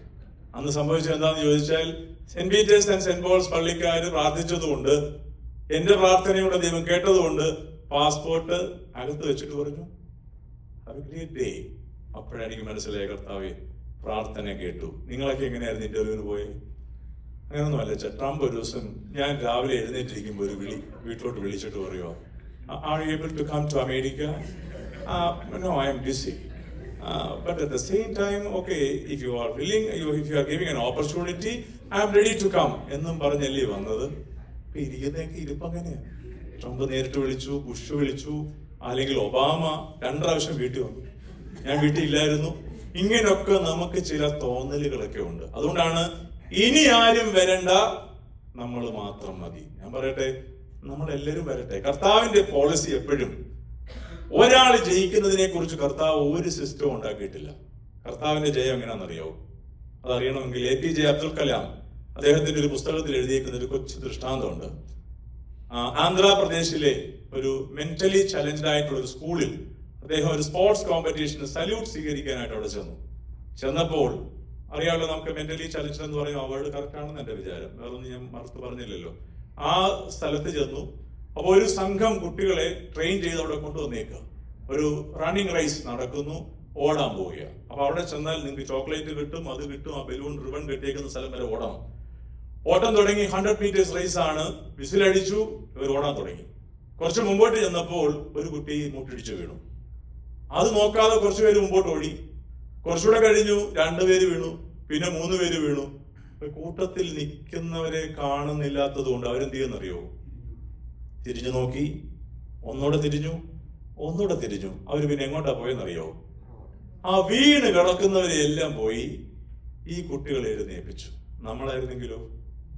ഞാനായിരുന്നെങ്കിൽ കിട്ടിയ തക്കത്തിന് രക്ഷപ്പെട്ട് ഇത്ര എണ്ണത്തിനെ തട്ടിയല്ലോ, ഇത് സമ്മാനം എനിക്ക് തന്നെ. ഇതാണ് ഈ മെന്റലി ചലഞ്ച്ഡ് ആയിട്ടുള്ളവരും മെന്റലി ഫിറ്റ്നസ് ഉള്ളവരും തമ്മിലുള്ള ഒരേ ഒരു വ്യത്യാസം. നമ്മൾ കറക്റ്റാണ് എല്ലാ കാര്യത്തിലും, പക്ഷെ ഈ ഒരു കാര്യത്തിൽ നമ്മൾ വളരെ താഴെയാണ്. അവര് കൈ കോർത്ത് എല്ലാരും കൂടെ ഫസ്റ്റ് വാങ്ങിച്ചു. ഈ തിയറി ലോകത്തിൽ ആദ്യം പഠിപ്പിച്ചതാരെന്നറിയോ? കർത്താവ്. ഈ തിയറി ആദ്യം ലോകത്ത് പരിചയപ്പെടുത്തിയത് കർത്താവ്. കർത്താവിന് മാത്രമേ ഇങ്ങനെ ഒരു തിയറി ഉള്ളൂ. നമ്മളെല്ലാവരും എക്സാമിന് എഴുതുമ്പോൾ, കമ്പൈൻ സ്റ്റഡി നടത്തുമ്പോൾ പോലും നമ്മൾ പ്രാർത്ഥിക്കുന്നത് എന്തുവാ? നമ്മളെല്ലാം പറഞ്ഞു കൊടുക്കൂ. കമ്പൈൻ സ്റ്റഡി നടത്തിയിട്ടുള്ളതെന്ന് കൈവെക്കാവോ? ഇല്ല, എല്ലാം നേരത്തെ ബ്രെയിൻ ഷിപ്പ് വെച്ച് വന്നവരാ ഇഷ്ടം പോലെ. ഞാനും ഉണ്ട്. ഞങ്ങൾ സെമിനാരി പഠിക്കുമ്പോഴൊക്കെ രാത്രി മുഴുവൻ കുത്തിയിരിക്കും. കാര്യം ക്ലാസ്സിൽ പറഞ്ഞ ഒന്നും മനസ്സിലായിട്ടില്ല. ഇനി ലാസ്റ്റ് മിനിറ്റിലെങ്കിലും പാസ്സായില്ലെങ്കിൽ ബിഷപ്പിന് 3rd ഇയർ ആകുമ്പോൾ ലെറ്റർ പോവും. He's completed his coursework up to 3rd year, so he is eligible for the ordination of deacon എന്ന് പറഞ്ഞൊരു ലെറ്റർ പോവും. പോയില്ലെങ്കിൽ 4ാം വർഷം ഇരിക്കുമ്പോൾ തൊപ്പിയില്ലാതെ ക്ലാസ്സിൽ ഇരിക്കുമ്പോഴേ ഞങ്ങൾക്കെല്ലാം അറിയാം എന്താണ്. റാങ്ക് വാങ്ങിച്ചത് കൊണ്ടല്ല, എന്തൊക്കെയോ പേപ്പർ കിട്ടാനുള്ളത് കൊണ്ടാണ്. ഞങ്ങൾക്ക് മാത്രമേ ഇനി അടുത്ത സെമിനാരിൽ പോകുമ്പോൾ തൊപ്പിയില്ലാത്ത ആരൊക്കെയാ 4th ഇയർ ഇരിക്കുന്നെന്ന് പോയി ചെകയരുത്. ഞാനാ പറഞ്ഞെന്ന് പറയുകയും ചെയ്യരുത്. പക്ഷേ ഞാൻ പറഞ്ഞത് എല്ലാവരും ജയിക്കണം. ഈ തിയറി നിങ്ങൾക്കുണ്ടോ? നമ്മളോടൊപ്പം നമ്മുടെ സഹോദരങ്ങളും വിജയിക്കണം. നമ്മളോടൊപ്പം നമ്മുടെ ദേശവും വിജയിക്കണം. നമ്മളോടൊപ്പം നമ്മുടെ ഇടവക അംഗങ്ങളും അനുഗ്രഹീതരാകണം. നമ്മളോടൊപ്പം ചെറുപ്പത്തിൽ, പ്രത്യേകിച്ച് ഒരു എലിമെന്ററി സ്കൂളില്, മിഡിൽ സ്കൂളില്, ഹൈസ്കൂളില്, കോളേജില്, പ്രൊഫഷണൽ വിദ്യാഭ്യാസത്തിലൊക്കെ നമ്മളോടൊപ്പം പഠിച്ചവരും നല്ല രീതിയിലാകണമെന്ന് നമുക്കൊരു ചിന്തയുണ്ടോ? ഉണ്ടോ? ഉണ്ടാകണം. ആ ഉണ്ടാകുന്ന അവസ്ഥയുടെ പേരാണ് finding peace in our faith. ഞാൻ എൻ്റെ സമയം എത്രമാത്രം ഉണ്ടെന്ന് എനിക്കറിയാൻ പാടില്ല. അത് അതിന്റെ സംഘാടകർ പറയണം. ഞാൻ മുന്നോട്ട് തുടർന്നോട്ടോ അതോ നിർത്തണോ? അച്ഛനൊന്നും പറയുന്നില്ല. ആരോൺ അച്ഛനെ നോക്കുന്നു, അച്ഛൻ ആരോണെ നോക്കുന്നു. അപ്പൊ ഇത് ഞാൻ അവസാനിപ്പിക്കുന്നത് ഇങ്ങനെയാണ്: appreciate those who love you. അല്ല, അവര് കുഴപ്പമില്ലെന്ന് എന്റെ വിചാരം. പക്ഷെ ഞാൻ നാളെ വരുമ്പോ ഇവിടെ ആളെ കാണണം. അതുകൂടെ എനിക്ക് നോക്കണം. 2, help those who need you. And 3rd one, forgive those who hurt you. ഇത് ഒന്ന് എഴുതി വെക്കാൻ മനസ്സിൽ പറ്റുമെങ്കിൽ, appreciate those who love you, help those who need you, and forgive those who hurt you. ഇത് നമുക്ക് മനസ്സിലാകണമെങ്കിൽ നമ്മൾ ധാരാളം കാര്യങ്ങൾ പഠിച്ചവരാ. അറ്റ്ലീസ്റ്റ് ഒരു ബാച്ചിലർ ഡിഗ്രി മുതൽ മുകളിലോട്ട് മാസ്റ്റേഴ്സോ PhDയോ പോസ്റ്റ് ഡോക്ടറിലോ അല്ലെങ്കിൽ ഏതെങ്കിലും ഒക്കെ നല്ല ഫീൽഡിൽ വർക്ക് ചെയ്യുന്ന ഒരുപാട് കാര്യങ്ങൾ നിങ്ങളുടെ കയ്യിലുണ്ട്. ഇതെല്ലാം നിങ്ങൾക്കൊരു സർട്ടിഫിക്കറ്റ് ആയിട്ട് നിങ്ങളുടെ കയ്യിൽ കിട്ടിയിട്ടുമുണ്ട്. ശരിയല്ലേ? 10th ഗ്രേഡ് കഴിഞ്ഞപ്പം full A+, 12th കഴിഞ്ഞപ്പം full A+, അത് കഴിഞ്ഞ് ബാച്ചിലർ ഡിഗ്രി എടുത്തപ്പം ഫസ്റ്റ് റാങ്ക് ആയിരുന്നു, അത് കഴിഞ്ഞപ്പം ഫസ്റ്റ് റാങ്ക് ആയിരുന്നു, അല്ലെ സെക്കൻഡ് റാങ്ക് ആയിരുന്നു. ഇതെല്ലാം കഴിഞ്ഞു. ഈ സർട്ടിഫിക്കറ്റ് എല്ലാം നമ്മുടെ കയ്യിൽ ഇരിപ്പുണ്ട്. എന്റെ ഒരു ചോദ്യം വീണ്ടും പറയട്ടെ, ഈ ബിരുദം എന്ന് പറഞ്ഞാൽ according to my simple knowledge and humble knowledge it is just a paper. പക്ഷെ ഈ കടലാസിന്റെ വില എപ്പോഴാണ് പുറത്തു വരുന്നതെന്നറിയോ? Through your deeds. ഒരു കനിവിന്റെ അവതാരമായിട്ട് മാറുമ്പോഴാണ് നമുക്ക് ഈ ക്വാളിഫിക്കേഷൻ ഉണ്ടാകുന്നത്. പണ്ട് കേരളത്തിൽ എത്ര സർവകലാശാല ഉണ്ടായിരുന്നു? കേരളത്തിൽ നിന്ന് വന്നവരോട് ചോദിക്കുമോ? ഒരെണ്ണേ ഉണ്ടായിരുന്നുള്ളൂ. ആ സർവകലാശാലയിൽ കിട്ടുന്ന ബിരുദത്തിൽ ഒരു താമരയുടെ ചിഹ്നമൊക്കെ ഉണ്ടായിരുന്നു. അതിന്റെ അടിയിൽ എഴുതി വെച്ചിട്ടുണ്ട്, ഈ ബിരുദം നിങ്ങൾക്ക് ലഭിക്കുന്നതോടുകൂടി നിങ്ങൾ കൂടുതൽ വിനയമുള്ളവരാകണം. നമുക്കോ? നിങ്ങൾക്കല്ല, ഞാൻ എന്നോട് തന്നെ ചോദിക്കുക, എന്ത് വ്യത്യാസമാണ് നമുക്കുണ്ടാകുന്നത്? ഓരോ ക്വാളിഫിക്കേഷൻ കഴിയുമ്പോഴും, ഓരോ ഗ്രേഡ് കഴിയുമ്പോഴും, ഓരോ പോസ്റ്റ് നമ്മൾ മുകളിലോട്ട് കിട്ടുമ്പോഴും നമ്മുടെ വിനയം കൂടുകയാണോ കുറയുകയാണോ? ആരും ഉത്തരം അങ്ങോട്ടും ഇങ്ങോട്ടും നോക്കണ്ട. അച്ഛൻ പറയുന്നത് ആ മറ്റേ ഫാമിലിയെ കുറിച്ചാണ്. അച്ഛൻ പറഞ്ഞ എന്റെ അനിയന്റെ കാര്യം കംപ്ലീറ്റ് അച്ഛൻ പറഞ്ഞത് എന്റെ അനിയന്റെ കാര്യമാണ്. അല്ലെങ്കിൽ എന്റെ കൂടെ പഠിച്ച ഒരുത്തനുണ്ടായിരുന്നു, അവന്റെ ഗമ കണ്ട അച്ഛൻ പോലും നാണിക്ക് വെച്ച. ഇങ്ങനെ കമ്പയർ ചെയ്യാനല്ല. You have to think about you and you have to make an introspection level of thinking. നിങ്ങളിലേക്കൊന്ന് നോക്കിക്കേ. ഞാൻ പ്രീ ഡിഗ്രി കഴിഞ്ഞു, അല്ലെ +2 കഴിഞ്ഞു, അത് കഴിഞ്ഞ് ഞാൻ ബാച്ചിലേഴ്സ് കഴിഞ്ഞു, വീണ്ടും മാസ്റ്റേഴ്സ് കഴിഞ്ഞു. എനിക്കൊരു കൊച്ചു ജോലിക്ക് വേണ്ടി ഞാൻ ഇവിടേക്ക് ഇങ്ങനെ പല വാതിലും മുട്ടി. അത് കഴിഞ്ഞ് റെക്കമെൻഡ് ചെയ്യാൻ പലരോടും പറഞ്ഞു, അച്ഛന്മാരോടും പറഞ്ഞു, ഒരു രക്ഷയില്ല. വിവാഹം കഴിക്കാനായിട്ട് ഞാൻ പലരോടും എനിക്കൊരു വിവാഹാലോചനയ്ക്ക് വേണ്ടി പറഞ്ഞു. ഇതൊക്കെ ചെയ്തൊരു കാലഘട്ടമുണ്ട്. ഇതെല്ലാം കഴിഞ്ഞ് ഇപ്പൊ ഇരിക്കുന്ന അവസ്ഥയിൽ എത്തിയപ്പോൾ നമ്മൾ പുറകോട്ടൊന്ന് നോക്കാൻ തയ്യാറാണോ? തയ്യാറാകുമ്പോഴാണ് നമ്മുടെ ഈ കോണ്ടെക്സ്റ്റ് മനസ്സിലാകുന്നത്. Finding peace in our faith. അല്ലാതെ കേവലം ഇതൊരു 2 വേർഡിന്റെ കോമ്പിനേഷൻ ഉള്ള ഒരു വാക്കായിട്ട് നമ്മൾ ഈ റിട്രീറ്റിനെ കാണരുത്. അത് മനസ്സിലാക്കാൻ 2-3 കൊച്ചു കാര്യങ്ങളൂടെ ഞാൻ ചേർത്ത് വെക്കാൻ പോവുകയാണ്. ഫെയ്ത്ത് എന്ന് പറഞ്ഞാൽ എന്താണ്? Faith is the central part of Christian discipline shaping a person's identity, actions and relationship with God. It's according to the Christian principle. ദൈവത്തോടുള്ള ബന്ധത്തിൽ നമുക്കുണ്ടാകുന്ന ഒരു ഊർജമാണ് ഫെയ്ത്ത്. ഫോർ എക്സാമ്പിൾ, നമ്മൾ പള്ളി വരണമെങ്കിൽ നമുക്കൊരു എനർജി വേണം, ശരിയല്ലേ? അതുകൊണ്ട് ആ എനർജി നമുക്ക് ക്രിയേറ്റ് ചെയ്ത് തന്നതാരാ? ദൈവം. ശരിയാണ്, അൾട്ടിമേറ്റ് ആയിട്ട് ദൈവമാണ്. എങ്കിലും നമ്മുടെ ഫാമിലി റിലേഷൻഷിപ്പിൽ ഒന്ന് പറയാൻ പറ്റുമോ? നമ്മൾ ചെറുപ്പത്തിലൊക്കെ നമ്മളെയും കൊണ്ടേ പോകത്തുള്ളായിരുന്നു. ആര്? പേരൻസ്, അല്ലെ വല്യപ്പച്ചൻ, വല്യമ്മച്ചി. അതുപോലെ വല്യപ്പച്ചൻ ചില കഥകളൊക്കെ പറയും. യോശുവയുടെ കഥ, മോശയുടെ കഥ. ഞാൻ എന്റെ അപ്പച്ചൻ പറഞ്ഞു കേട്ടിട്ടുണ്ട് മോശയുടെ കഥ. ഞാൻ വെച്ചത് കൂടെ പഠിച്ച വല്ലതാണോ എന്നൊക്കെ അപ്പച്ചനെ കുറിച്ച് അത്ര ശക്തമായിട്ട് അവതരിപ്പിക്കും. അന്ന് വലിയ കാറ്റഗറിസം ക്ലാസ് ഒന്നും ഇല്ലാതിരുന്നൊരു സമയത്ത് പോലും അവർക്ക് കിട്ടിയ വെളിച്ചം അങ്ങനെയായിരുന്നു. അപ്പൊ ഇങ്ങനെ വെളിച്ചത്തിലൂടെ കടന്നു പോകുമ്പോൾ ഈ ഒരു എനർജി നമുക്ക് ക്രിയേറ്റ് ചെയ്ത് തന്നത് ആരാ? നമ്മുടെ പേരൻസ്. നമ്മുടെ കൂടെയുള്ള ഫാമിലി മെമ്പേഴ്സ് നമ്മളെ അതിന് ശക്തമായിട്ട് സഹായിച്ചിട്ടുണ്ട്. Are we able to do the same thing for the next generation? Simple example. ഇന്ന് തന്നെ ഒരു സ്നേഹിതൻ വിളിച്ചിട്ട് പറഞ്ഞു, അച്ഛാ, ഞങ്ങളുടെ വീട്ടില് ഒരാൾ മരിച്ചതിന്റെ ഭാഗമായിട്ട് നോമ്പ് കാലമാണ്. ഈ നോമ്പ് വീടുന്നത് ഇന്ന ദിവസമാണ്, പക്ഷെ അത് വലിയ നോമ്പിന്റെ ഇടയ്ക്കാണ്. അന്ന് ഞങ്ങൾ നോമ്പ് മുറിച്ചോട്ടെ. നിങ്ങളെന്തോ പറയുന്നു? നോയൊക്കെ പറഞ്ഞു കഥ ഇങ്ങനെ മൊത്തത്തിലാടി. ചിലർ പറയുന്നു, അച്ഛാ അന്ന് ഇച്ചിരി കഴിച്ചെന്ന് പറഞ്ഞ എന്തോ കുഴപ്പം? എന്റെ ചോദ്യം, കുർബാനയും റിച്വൽസുമാണോ അന്ന് അതിനുശേഷമുള്ള റിക്രിയേഷൻ സോഷ്യൽ പാർട്ടിയാണോ വലുത്?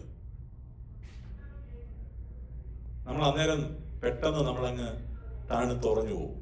സിമ്പിൾ എക്സാമ്പിൾ, ഈ വലിയ നോമ്പിന്റെ സമയം നമ്മുടെ ഒരു ക്ലാസ്മേറ്റ് ആയ ഒരാള് നാട്ടിൽ നിന്ന് വിസിറ്റിന് വന്നു. നമ്മുടെ വീട്ടിൽ വന്നാൽ നമ്മുടെ ഫുഡ് എങ്ങനെയായിരിക്കും? അന്നത്തെ മെനു മുസ്ലിമാ വന്നേ, അച്ഛൻ മട്ടൻ ബിരിയാണി എങ്കിലും കൊടുക്കണ്ടേ? അവനൊരു മുസ്ലിം അല്ലേ? ഇനി നാട്ടിൽ നിന്ന് വേറൊരു ഫാമിലി വന്നു നോമ്പിന്റെ ഇടയ്ക്ക്. നമ്മള് ഞായറാഴ്ച ദിവസം കൂടിയാണ്. അപ്പൊ അവര് പറയുക നമുക്ക് നാസയിലൊന്ന് പോകണം. അപ്പോഴാണ് സാമച്ചന്റെ പോകുമെന്ന് ഓർത്തു. സൺഡേ വരണം. പള്ളിക്കാരെ എല്ലാം ഓർത്തു, കർത്താവേ നിനക്ക് അറിയാമല്ലോ നാസ അങ്ങ് ദൂരെയാ. അതുകൊണ്ട് ഞങ്ങൾ തലേന്നേ പോയി എവിടെ താമസിച്ചു? കാൽവെസ്റ്റിന് അടുത്തൊരു ഹോട്ടൽ എടുത്തു. നാസയിൽ പോയി ആ ഫ്ലൈറ്റിന്റെ മുമ്പിൽ നിന്ന് 4 പടം എടുത്തു. നാട്ടുകാർക്ക് മൊത്തം അയച്ചും കൊടുത്തു. സന്തോഷമായി. ഇത്രയേ ഉള്ളൂ. പിന്നെ നമ്മളത് നോക്കത്തോലുമില്ല. അതിലും നല്ലതാണ് നമ്മുടെ കണ്ണും കൊണ്ടുള്ള observation. Powerful video camera is your eyes, your sense organ. നമ്മൾ എത്രയോ ഫോട്ടോസ്, ഞാനിപ്പം നാട്ടിൽ നിന്ന് വന്നിട്ടൊരു കല്യാണം നടത്തി, നാട്ടിൽ വെച്ചൊരു കല്യാണം നടത്തി, എല്ലാവരും ഇതിങ്ങനെ പൊക്കിപ്പിടിച്ചുകൊണ്ടിരിക്കുക. എന്നെ കണ്ടതിന്റെ സന്തോഷത്തിലല്ല, ഇത് മൊത്തം ഇങ്ങനെ എടുക്കുന്നു, ഇങ്ങനെ എടുക്കുന്നു, ഇങ്ങനെ എടുക്കുന്നു, ഇങ്ങനെ എടുക്കുന്നു. എന്നിട്ട് ഞാൻ വൈകുന്നേരം ആയപ്പോഴത്തെ നോക്കിയപ്പോൾ കംപ്ലീറ്റ് റീലാ. വാനിയും നുടയവനൊക്കെ ഇറങ്ങി വരുന്ന റീലേക്കൂടെ പോവാ. അത് കഴിഞ്ഞ് മോതിരം ഇട്ടപ്പോ എന്റെ കൈ, ഞാൻ വിചാരിച്ചു ഇത്രയും നല്ല സുന്ദരനായ എന്റെ കൈ, ഒരു സൗന്ദര്യമില്ലാത്ത കൈ പോലും ഫോട്ടോഗ്രാഫർ ഭംഗിയായിട്ട് പ്രൊജക്ട് ചെയ്ത് കാണിച്ചു. എനിക്ക് അടുത്ത കല്യാണം നടത്തുമ്പോൾ എന്റെ ചിന്ത മൊത്തം എന്തുമായിരിക്കും? ഇവരിത് എടുക്കുന്നുണ്ടോ? വാനിന്നുടയവൻ ചൊല്ലുമ്പോഴും എടുക്കണേ എടുക്കണേ, ഇതൊന്ന് എടുത്തോണേ. നമ്മൾ എവിടെയാ നിൽക്കുന്നത്? അതിലും നല്ലതല്ലേ ഭക്തിപൂർവ്വം അവിടെ നിന്ന് അതിനോടൊപ്പം സംബന്ധിക്കാൻ പറ്റുന്നെങ്കിൽ. ഒരു മാമോദീസയാകട്ടെ, ഒരു സന്ധ്യാപ്രാർത്ഥന ഇവിടെ നടത്തി, നിങ്ങളെല്ലാം ശക്തമായിട്ട് അതിൽ ചൊല്ലി. അതിന് പകരം അച്ഛന്മാരിൽ ആരാണ് നല്ലതായിട്ട് ചൊല്ലുന്നത്? അതാണോ സെമിനാരി വിദ്യാർത്ഥിക്കാണോ ഈ പാട്ടെല്ലാം കൃത്യമായിട്ട് അറിയുന്നത്? ഇതിന്റെ ഒബ്സർവേഷൻ നിൽക്കുവാണെങ്കിൽ this not a Lenten season. ഇനിയുണ്ട്, കുമ്പിടാൻ നമുക്കൊരു അവസരം തന്നു, പ്രയാസമുള്ളവർ കാണും. ഇതില് സാമച്ചൻ എല്ലാ കുമ്പിടിയിലും നടത്തിയോ? ഐസക് അച്ഛൻ എല്ലാം നടത്തിയോ? എനിക്ക് ഓർമ്മയുണ്ട്, ഹ്യൂസ്റ്റണിൽ വന്ന് ആദ്യത്തെ പ്രാവശ്യം എനിക്കൊരു പനി പിടിച്ചു നോമ്പ് സമയത്ത്. ആ പനി പിടിച്ച സമയത്ത് ഞാൻ കുമ്പിടിയിൽ 2-40 കുമ്പിടിയിൽ ഇടയ്ക്ക് കുറച്ച് കഴിഞ്ഞപ്പോൾ ഞാൻ അങ്ങ് ഇരുന്നു. ഇറങ്ങി വന്നപ്പോ ചോദിക്കുക, പ്രായമൊന്നും ആയില്ലല്ലോ.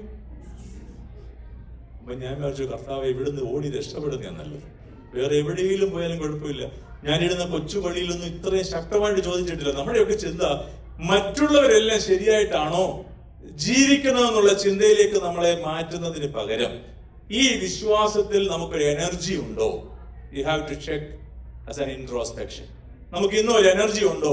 കർത്താവ് എന്ന് കേൾക്കുമ്പോൾ, വേദപുസ്തകം എന്ന് കേൾക്കുമ്പോൾ, വിശുദ്ധ കുർബാന എന്ന് കേൾക്കുമ്പോൾ, സൺഡേ സ്കൂൾ എന്ന് കേൾക്കുമ്പോൾ, MMES എന്ന് കേൾക്കുമ്പോൾ, ഫെയ്ത്ത് സ്റ്റഡി എന്ന് കേൾക്കുമ്പോൾ, do we have an energy to be connected with that particular thing? ഇതെവിടെ നഷ്ടപ്പെട്ടുവോ അവിടെ നിങ്ങളുടെ വിശ്വാസം തകർന്നു പോകുക. അതുകൊണ്ടാണ് ചിലപ്പോഴൊക്കെ തോന്നും, എറ്റേണൽ ലൈഫ് ഉണ്ടോ അച്ഛാ? എന്നോട് ചോദിച്ച ഒരുപാട് സ്നേഹിതരുണ്ട്. അപ്പൊ ഞാൻ എന്നോട് ചോദിച്ചു, ദൈവമേ ഇതില്ലേ? എന്റെയും കൂടെ വിശ്വാസം താഴെ പോവുക.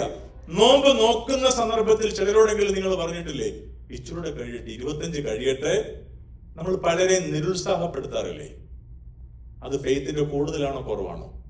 ഞാൻ പറയുന്നത്, നോമ്പ് നോക്കുന്നവരെ നമ്മൾ സപ്പോർട്ട് ചെയ്യണം, ഒരിക്കലും അവരെ തടസ്സപ്പെടുത്തരുത്. രാവിലെ പള്ളിയിൽ പോകുന്ന ഒരു മനുഷ്യനോട് നിങ്ങൾ പറയരുത്, ഇച്ചൂടെ കഴിഞ്ഞു പോയപ്പോൾ എന്തിനീ രാവിലെ തണുപ്പത്തിറങ്ങി ഓടുന്നേ? നിങ്ങളും പോകുന്നില്ല, വേറെ പോകുന്ന ഒരാളെയും കൂടെ നിങ്ങൾ ഡിസ്കറേജ് ചെയ്യുന്നു. Is it a faith? There is decreasing order of the energy of faith. അപ്പൊ ഈ ഫെയ്ത്ത് എന്ന് പറയുന്നത് കേവലം ഒരു വാക്കല്ല, it's an energy. It's an energy. ആ എനർജി നമുക്ക് പണ്ടേ ചൂണ്ടി തന്നത് നമ്മുടെ അമ്മയും അപ്പനും ഒക്കെ. കർത്താവ് എന്ന രൂപം നമ്മുടെ മുമ്പിൽ ആദ്യം പ്രതിഷ്ഠിച്ചു തന്നെ ആരായിരിക്കും? അല്ലെ കുരിശ് വരയ്ക്കുന്ന ഒരു കാര്യം ആദ്യം നമ്മളെ പഠിപ്പിച്ചത് ആരായിരിക്കും? ഒരു വികാരിയല്ല. ആ വികാരിയേക്കാൾ നല്ല ഊഷ്മളതയോട് നമ്മളെ പറഞ്ഞു പഠിപ്പിച്ചത് അമ്മയും അപ്പനുമാണ്. അമ്മയ്ക്ക് അതിനകത്ത് വലിയ സ്ഥാനമുണ്ട്. ശരിയാണോ തെറ്റാണോ എന്ന് നിങ്ങൾ ചിന്തിച്ചു നോക്കുക. കുരിശ് വരയ്ക്കാനുള്ള ബാലപാഠം നിങ്ങൾക്ക് പകർന്നു തന്നത് നിങ്ങളുടെ സൺഡേ സ്കൂൾ അധ്യാപകനേക്കാൾ മുമ്പേ നിങ്ങളുടെ അമ്മയും അപ്പനും നിങ്ങളെ പഠിപ്പിച്ചു. അതൊരു എനർജി ആയിരുന്നു. That energy is the resource of your life, even though you are in America or in Canada or in Neptune or wherever. അപ്പൊ ഇത് മനസ്സിലാക്കാൻ നമുക്ക് നാളെയും സമയം സന്ദർഭം ഉണ്ടെന്നാണ് എന്റെ വിചാരം. അച്ഛൻ മുമ്പോട്ട് വന്നതിന്റെ അർത്ഥം എനിക്ക് മനസ്സിലായി. ഇന്ന് മതി, ഇനിയും ഒരു പടി കൂടെ മുമ്പോട്ട് വന്നാൽ എനിക്കറിയാം ഇത് ഒരുപാടായി എന്നൊരു തോന്നൽ വരുന്നു. So I'm stopping here. ഞാൻ പറയാൻ ശ്രമിച്ചത് ഇത്രയേ ഉള്ളൂ. Finding peace in our faith, that is our topic of the Lenten retreat. അതിനകത്ത് ആദ്യം പറഞ്ഞത് a review of a psychologist. അതിനകത്ത് 4 സെക്ടർ നമ്മൾ പഠിച്ചു. ദ ഏജ് ഓഫ്, പറയാമോ നിങ്ങൾക്കൂടെ? Age of ignorance, and the second one is age of religion and faith, and the third one is the age of science and technology, and finally we are in the age of anxiety. So in that context we are learning something connected with the topic faith, finding peace in faith. ദൈവത്തിന്റെ ഒരു സമാധാനം. ആ സമാധാനം എന്താണെന്ന് വിശുദ്ധ കുർബാനയിലൂടെ നമ്മൾ പഠിച്ചു. Abraham and Isaac and something connected with Mount Moriah. അത് പഠിച്ചു കഴിഞ്ഞിട്ടാണ് നമ്മൾ പിന്നെ താഴോട്ട് വന്നു. എന്നോട് പറഞ്ഞു, ഒരു ബൈബിൾ വാക്യം പഠിച്ചു. അതാർക്കെങ്കിലും ഓർമ്മയുണ്ടോ? Peace be with you. Saint John chapter 20. അത് ഞാൻ വേഴ്സ് പറയുന്നില്ല, നിങ്ങൾ കണ്ടുപിടിച്ചിട്ട് നാളെ ഞാൻ ചോദിക്കുമ്പോൾ പറഞ്ഞാൽ മതി. 20 വരെ പറഞ്ഞു, വായിച്ചിട്ട് വരുന്നവർക്ക് ആ വാക്യം പറയാൻ പറ്റും. അതും കഴിഞ്ഞ് നമ്മൾ അവസാനം പറഞ്ഞു വെച്ചത് what you mean by faith. ഞാൻ അതിന് സിമ്പിൾ ആയിട്ടൊരു മെക്കാനിസം പറഞ്ഞു. It is an energy that should be connected with almighty God. ഇത് നമുക്കുണ്ടോ, കുറയുന്നോ? ഇത് കുറഞ്ഞു പോയെങ്കിൽ കൂട്ടുവാനുള്ള സന്ദർഭത്തിന്റെ പേരാണ് ദ ലെന്റൻ ഒബ്സർവേഷൻ. അല്ലാതെ ഇറച്ചി മീനും പിടിച്ചു വെച്ച് അത് കഴിക്കാതിരുന്ന് പിന്നെ അതിനകത്തോട്ട് ദയനീയമായിട്ട് നോക്കി, ദൈവമേ ഞാൻ എന്ത് ചെയ്യും? ഞാനും ഞങ്ങളുടെ വീട്ടിൽ ഞാൻ വന്നത് 28-ന് 1-ാം തീയതി ഒരു വീട്ടിൽ വീട് കൂതാശിക്കുക. 28-ന് അവർ പിറ്റേ ദിവസം കുറേ പലതരം മീറ്റ് കൊണ്ടങ്ങ് വെച്ചു. ഞാൻ വെച്ചു, കർത്താവേ ഈ നോമ്പ് ഇച്ചിലൂടെ ഒന്ന് നീങ്ങി തുടങ്ങിക്കൂടെ?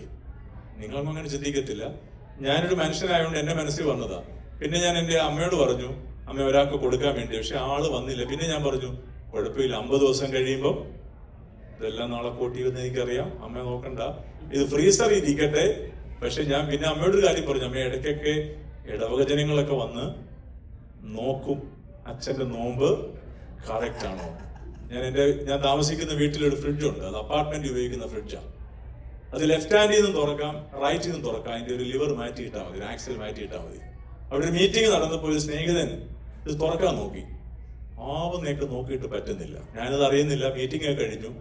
രാത്രി 9:30 മണി കഴിഞ്ഞപ്പോൾ ഒരു വിളി, അച്ഛന്റെ ഫ്രിഡ്ജ് എന്തിനാ പൂട്ടിയിട്ടേക്കുന്നത്?